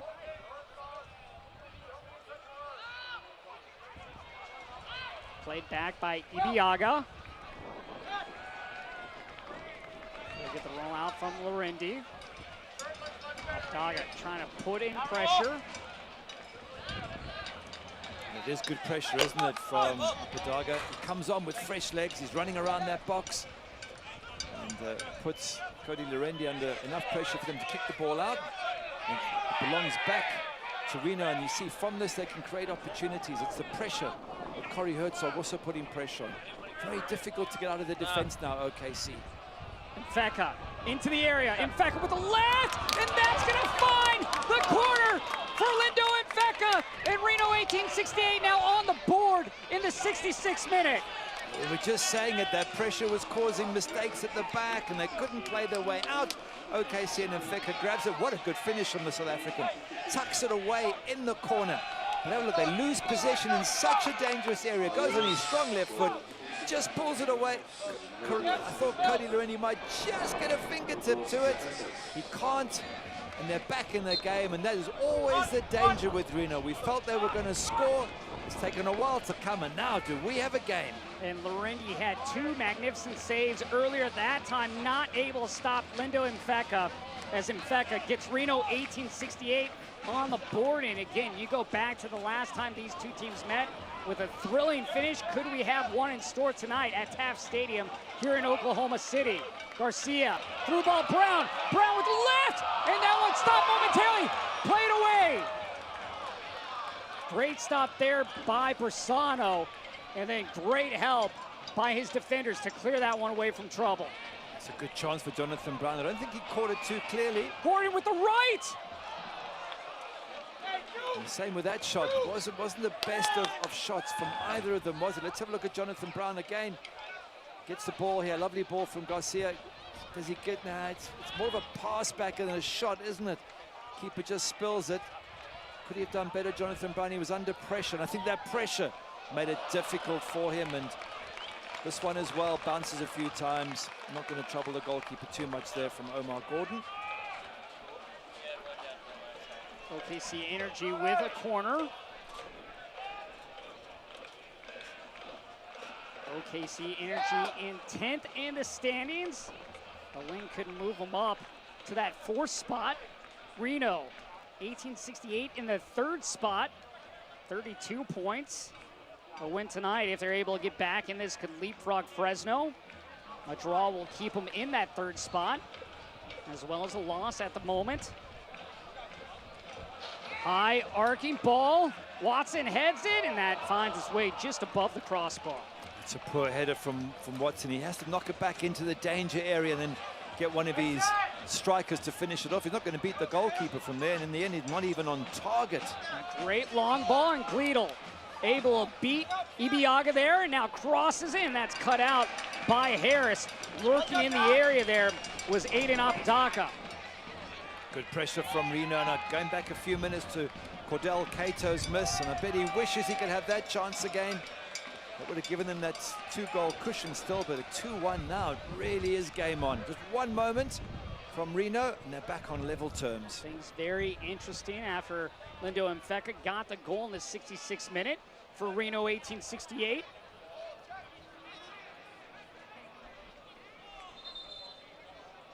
We'll redo this one. A bit of shoving going on in the box, which normally happens. It's the one thing that's expected, and it looks like Mikael Williams on the ground now for OKC Energy, and you talked about this at half, getting a little bit chippier, and we've seen that thus far. Already have one yellow card handed out to Rafael Garcia. Now one on an elbow to Will Seymour's face. He's holding his face there as if he got pushed in the face or poked in the eye or something, but so difficult for the official to see what goes on in that box. Williams is up, which is good to see. The referee's got to try and watch everyone, which is almost impossible.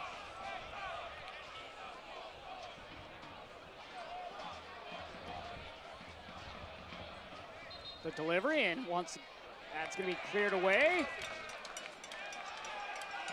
Played forward. Cato trying to find Brown, played back by Mendiola, and Mendiola plays it out for the throw. 2 subs for Reno 1868.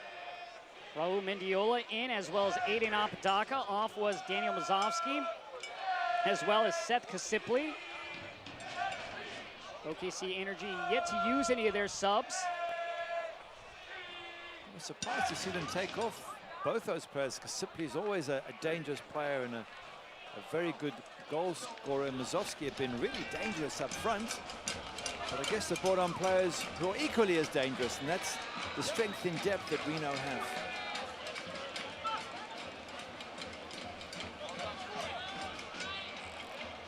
Galindo. Chested down by Herzog. Mendiola going over the top, trying to find Apodaca. Apodaca chips it over, and Apodaca has found the equalizer in the 71st minute. Comes on a sub, and now puts his team on the board with their 2nd goal, tying things up. Look at the excitement amongst the players. Cody Durendi's furious with his defense for allowing Apodaca to get through one-on-one with the keeper. And in the end, the keeper couldn't do too much. He comes out and he gets chipped, but a lovely ball knocked in from Mendiola. And the keeper maybe a touch slow to come off his line, but not much he can do. It's a good finish. And we said all along this Reno side can score goals more than 2 per game. And they've eventually scored. They had the chances earlier on. Now they're taking them. And we just talked about how those 2 were subbed on, and you look at Raul Mendiola passing that ball up to Aiden Apodaca to get the equalizer in the 71st minute. So those subs paying off right now for head coach Ian Russell and Reno 1868. Boys in blue back in this one. Again, you go back to that early possible chance for a goal by Cordell Cato, not finding the back of the net. What a huge moment that was, as now Reno 1868 has tied this one up. Yeah, and it's exactly the reversal, almost the reversal of the first match when it was Reno 3-0 up, and OKC came back to draw 3-3. Now it's OKC 2-0 up, and Reno have come back to get the draw so far. But with 18 minutes left, still think anything's possible. Still plenty of time for both these squads, but what they're showing is when these 2 teams meet, you do not want to miss a moment of the action, because they will find a way to keep things interesting. Herzog, I should say Gleedle, out to Apodaca with the right. Apodaca feeling it there. Scored just a minute ago, trying to find his 2nd goal off that pass from Gleedle. It's a comfortable save for Cody Lorendi, body behind the ball. Take nothing away from Apodaca's goal. Saw the keeper come off the line, he's chipped in perfectly. And from the moment he's come on, he's put that back line under pressure. And OKC have spilled possession time and time again. Pushing the back there by Duke Lacroix on John Brown.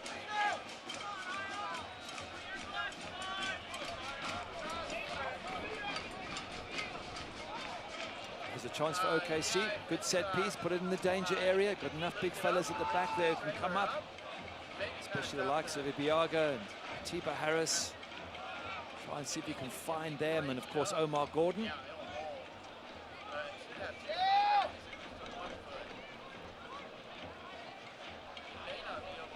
Garcia lines up. The service into the area, liner. That one headed away. Played back into the mixer, and that one's gonna be headed high into the sky, and we'll have a whistle. Offside, probably. One of the OKC players hadn't got himself back into an onside position. Wow, what a game, a 2-2. They can score goals as Reno's side. 40 now, third most. It was third most coming in. It remains third most. Wonderful attacking side. And to be fair, if it wasn't for Cody Lorendi, they could have scored 2 in the first half as well. Cody Lorendi did enough to make sure his team had the lead for the first 65 minutes. But then in the 66th minute, Mfeka would get his team on the board first and then followed up 5 minutes later by Aiden Apodaca. Assisted by that man, Raul Mendiola. Mendiola gets the back heel, plays it forward. Yeah, he's trying to play the through ball there for Apodaca. Hit it a little bit too hard, but the idea is good. And Reno are going for the winner here. They want to get on the ball. They want to get their strikers into good positions.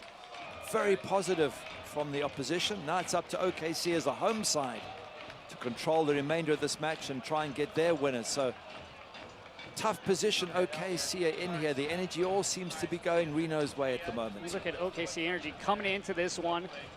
They had gone 11 games without scoring multiple goals. That changed tonight during that time without scoring multiple goals as that's played over the crossbar. 3 wins, 2 losses, and 6 draws. And now we will have our first OKC sub of the night. That is the Freaky Fast substitution sponsored by Jimmy John's. Jimmy John's is proud to support the OKC Energy Football Club. Order a Freaky Fresh sandwich today at jimmyjohns.com. Alexi Bassetti in for Cordell Cato. I just wonder if the sub, well, I don't have to wonder, I know the sub would love that opportunity back that he had. What a great chance to have given his side the 3rd goal, and he misses it, and it could now turn out to be a very costly moment for Cordell Cato.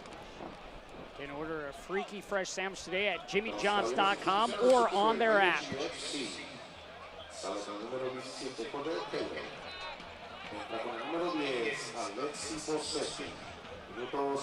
Played forward.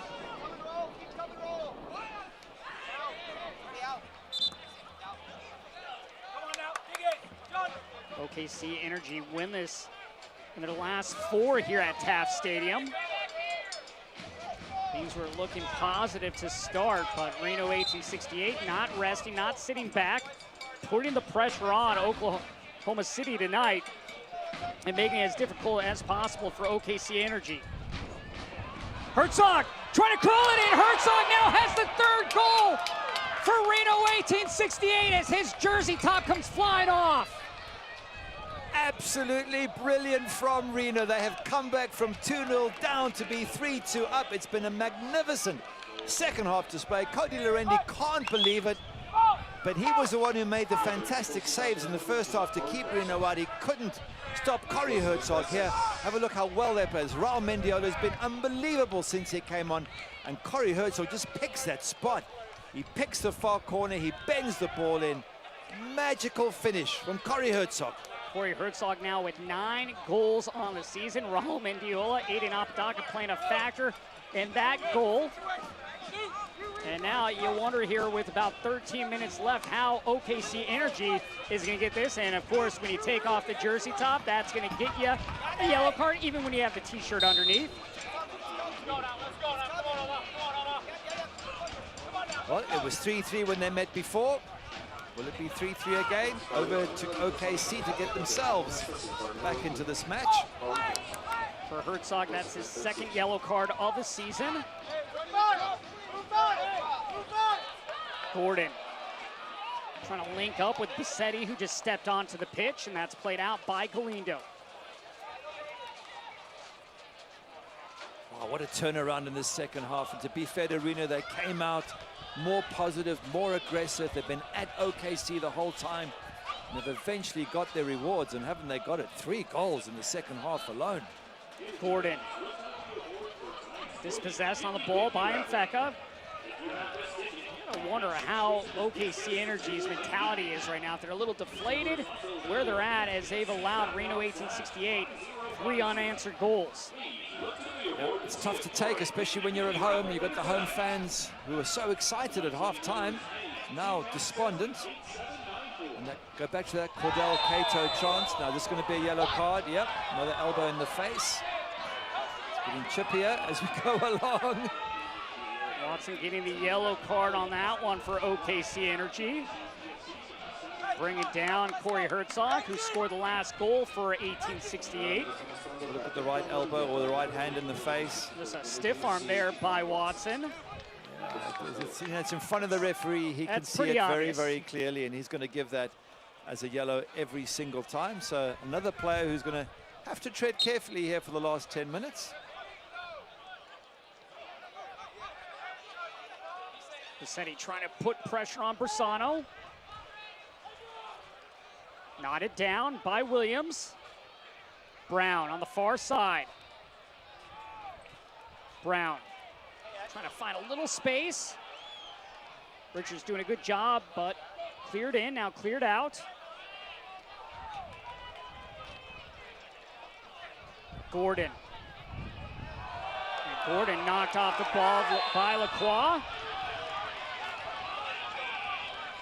Free kick given in a dangerous place. And again, that's how good Omar Gordon is. He's strong, he's hard to get off the ball, and he can win free kicks, because as a defender, you've got to push and shove him to try and deal with his power when he's on the ball. And that's a free kick in a very dangerous position. Let's have a look at it again. There he is, his body, his strength, and he gets a bit of a shove from Lacroix, and he plays it up in front of the referee, and he gets the free kick. And now we have an injury on the edge of the box, or is it just tired legs and a bit of cramp? 20-year-old Benjamin Galindo on the surface. Maybe he's just slowing the game down as well, thinking, you know what, we're 3-2 up, 10 minutes to go, maybe the players need to have a little chat, which you can see they are. Mfeka leading the discussions there. And often players will do this just to give teammates a chance to reflect and think and plan, because it's all changed, doesn't it, from the halftime chat when you're 2-0 down to here in the 80th minute being 3-2 up. For Reno 1868, this kicks off a 3-game road trip.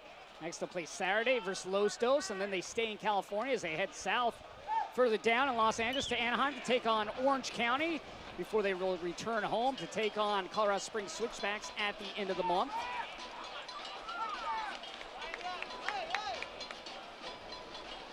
Great chance here on a set piece, so for OKC Energy trying to tie things up here as they trail by 1 at home, as we'll have the final sub for Reno 1868.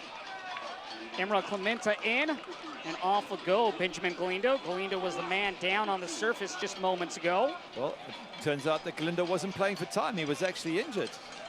The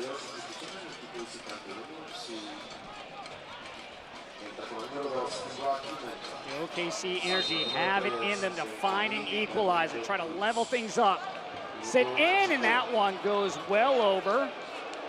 Shot from good 35 yards out there by Alexi Bassetti. Bassetti not afraid to take those chances, a 26-year-old out of Nice, France. That's being kind to him, not afraid to take shots. He missed about a million miles, but in fairness to him, he's only just come on the pitch. But really, you've got to try and make the goalkeeper work there. Maybe the keeper makes a mistake. Maybe he pushes it back out into play. When you stick it over the bar, there's nothing the keeper needs to do except watch it go over his head. 83rd minute. Reno 1868 with 3 goals in the second half OKC Energy, all their goals coming in the first. That one just curls to the wide part of the post. Wow. Apodaca taking a chance. Yeah, what a strike from Apodaca there. And once again, Raul Mendiola, the man pulling all the strings. But look at this.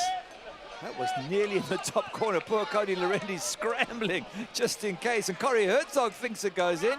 He starts celebrating. What a goal that would have been. Herzog plays it forward. Watson to the outside. Williams. Back to Watson. Richards. No one there for Reno 1868. Alvin Jones in possession.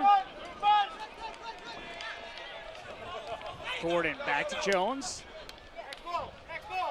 See that ball hang up in the air. We said at halftime the win would be against OKC and how difficult Reno had found to play out in the first half.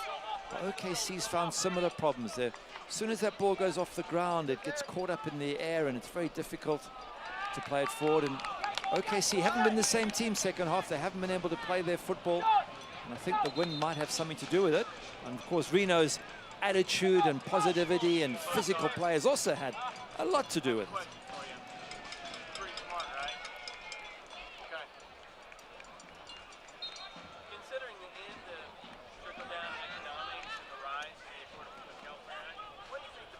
Turning with it is Javon Watson. Harris. Jones. Trying to find Omar Gordon, headed away by Lacroix. Garcia, far side. Brown able to keep that in. Williams lays it back. Ibiaga. Garcia.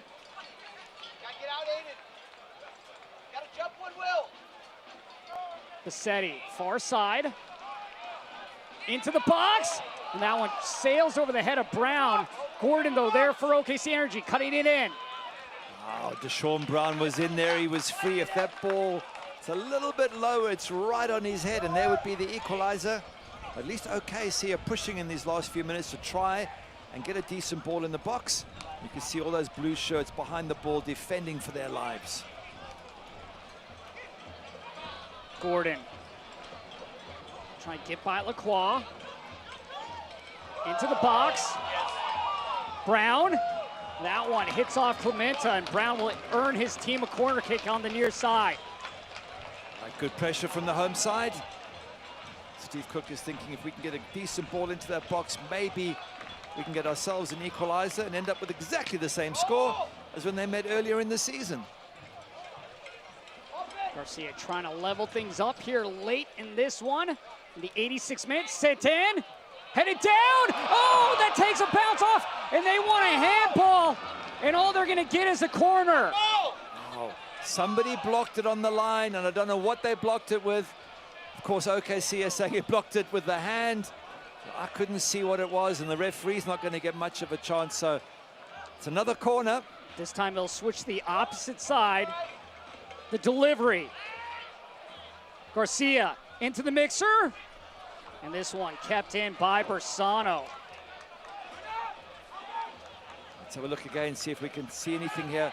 Ball gets knocked down, header comes in, and is it off the chest or hand? We can't see. Have a look here, and wow, looks like shoulder? Shoulder, I think it's just shoulder from Lacroix, but wow, very, very close. You can see Lacroix's expression on that. He was looking right at the referee. I think ultimately the right decision was made. I don't think it was a handball.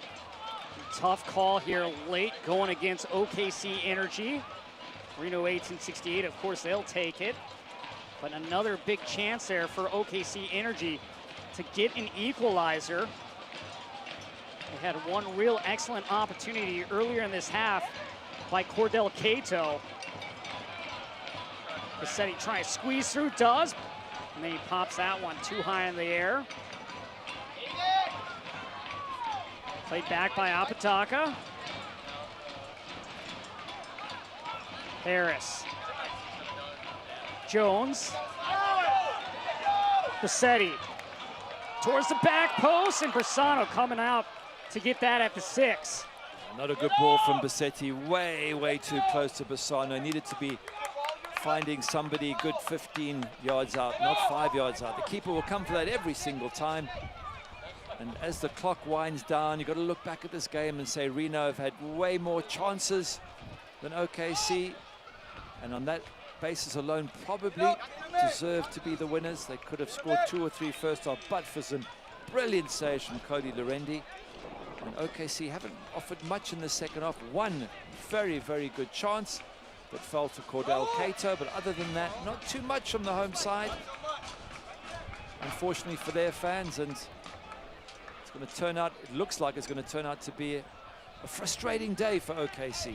Winless in their last 4. It looks like it could be winless now in their last 5 here at Taft Stadium. It's another frustrating thing for OKC Energy, trying to find success at home. You always want to win your games at home. But coming up with those 3 points in this Western Conference is so difficult. And Reno 1868 found a way to get themselves back into this one. This is played to Raul Mendiola.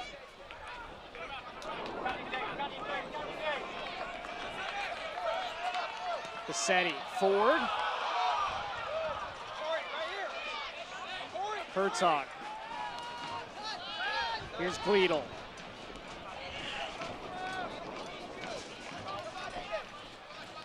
Reno 1868 doing what they can to just milk the clock down. It's a little bit too easy. There needs to be more pressure. Look, there's not enough white shirts closing down. You've only got a couple of minutes left. Should be closing down every blue shirt when they get the ball. Look at this space. In the end, it's a mistake by Reno. Not good pressing from OKC. And then the throw-in just goes right to Reno 1868's to Clercois. So you just give the ball right back. Gleedle. Garcia chests it down. Williams. Gordon. Gordon trying to find a little space, but too much touch on that. Seymour. And Seymour knocked down by Gordon. It's a pity to see Gordon that deep. You want him up front. You want him on the center. 5 minutes is good for OKC. You want him on the sort of center back shoulder. Instead, he's having to come way back to get the ball, Omar Gordon. He was such a danger in the first half because he was right up against those center backs, waiting for any opportunity. Still plenty of time here in stoppage. Can OKC Energy find a goal here tonight in stoppage? Last time these 2 teams met, they found 2. So they at least know the recipe to do it. The question is, can they replicate that? 92nd and 94th minute to give them a draw at Reno. Omar Gordon was the man who got that 3rd goal. So push him up front, get the ball to him, and see if he can do it again. Gordon with the 2nd goal of the night for OKC Energy. That one in the 23rd minute. John Brown got things going in the 2nd minute for Energy FC, but nothing to show for it since.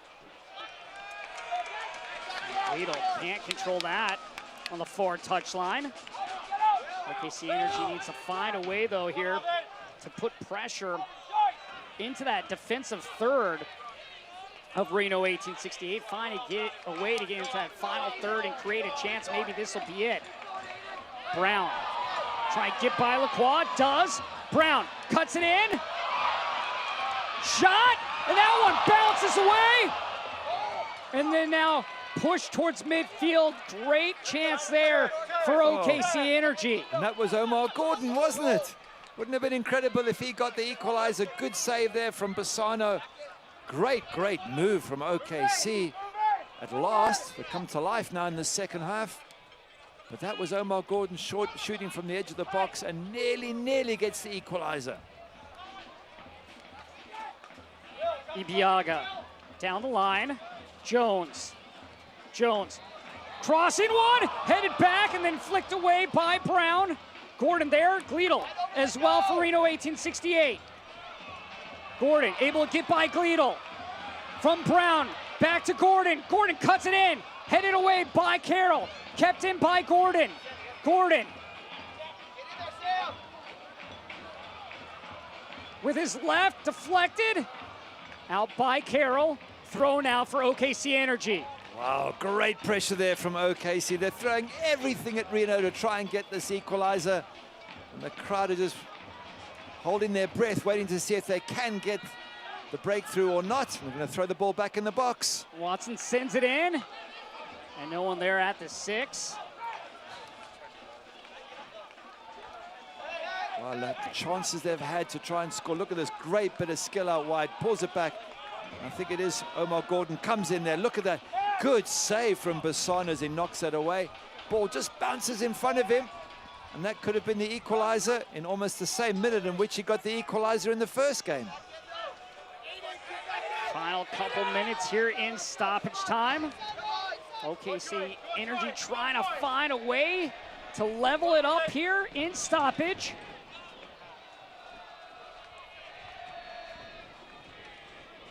Gordon leveled it up in the 94th minute in that first matchup between these two clubs. Can they find a late equalizer? Herzog. Chasing it down is Javon Watson. I think we have to give Reno so much credit to come back in the second half, 2-0 down away from home and score 3 goals, and now defending so well and not allowing OKC many chances. OKC's Atiba Harris to Garcia. Gordon. Gordon, near side, Jones. Jones, that one deflected by Mendiola, punched away. Ibiaga. Brown to Jones. Jones, he'll try to chip it in again. Headed back. Gordon, chests it down. Wow. The pressure OKC are Still with putting a on chance. here. Absolutely brilliant. White shirts, throwing the ball in the box. It just won't happen. Them great defending by Reno. Maybe one last effort here for OKC. That one taken away by Mendiola. Lacroix plays it towards midfield. Apodaca. Apodaca just slowing things up. OKC Energy with a couple of chances there. But there will be the final whistle. And Gary, your thoughts on the second 45 of this one? Brilliant for that man there and his team, Ian Russell. Absolutely fantastic. They came out, whatever he said at halftime worked. They came out, they got stuck in, they worked hard. Corey Herzog was brilliant in the second half. His goal fantastically taken. Raul Mendiola came on, and the coach making the substitutions. Raul Mendiola and Apodaca, and they were both superb in turning things around. For OKC, how tough is that? 2-0 up, and you end up losing 3-2, but they just didn't create enough chances in the second half. That man, Omar Gordon, was fantastic in the first half. They just couldn't get ball to him in the second half. Our man of the match presented by Mass Mutual, Omar Gordon, getting the second goal for OKC Energy in the 23rd minute. But wow, what a tough one for OKC Energy. As we'll head to break here. This score presented by Dental Depot. The final one tonight here, 3-2. Reno 1868 finds a way to get back in and get the victory tonight. We'll take a break. Highlights and stats when we return.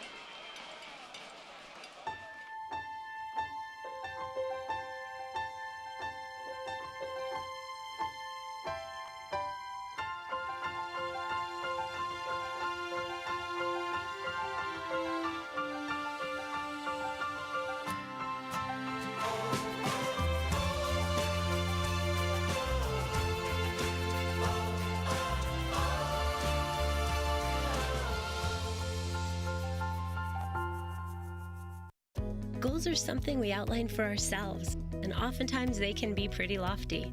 When things begin to line up the way we think they should, we appreciate those who helped us along the way, like the help you get with commercial banking from FFB.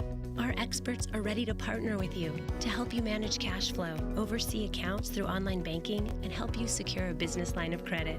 Because we know you've got better things to do, like grow your business. FFB. We go where you go.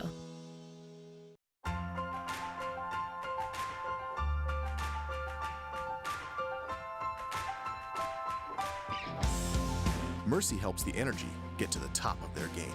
We can help you get to the top of yours.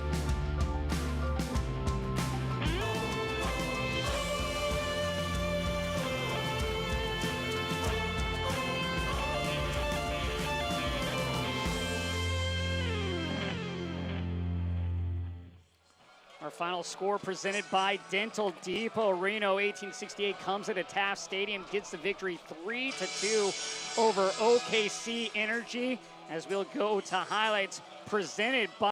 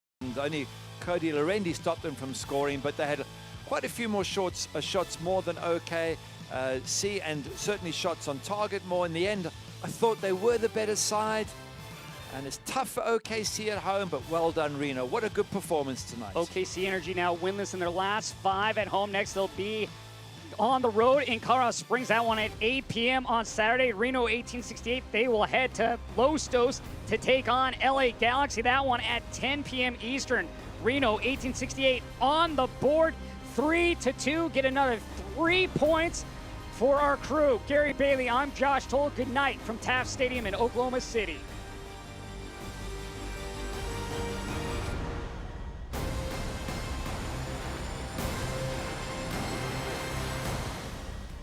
This copyrighted telecast of the United Soccer League Championship cannot be retransmitted, rebroadcast, or reproduced without the expressed written consent of the United Soccer League Championship.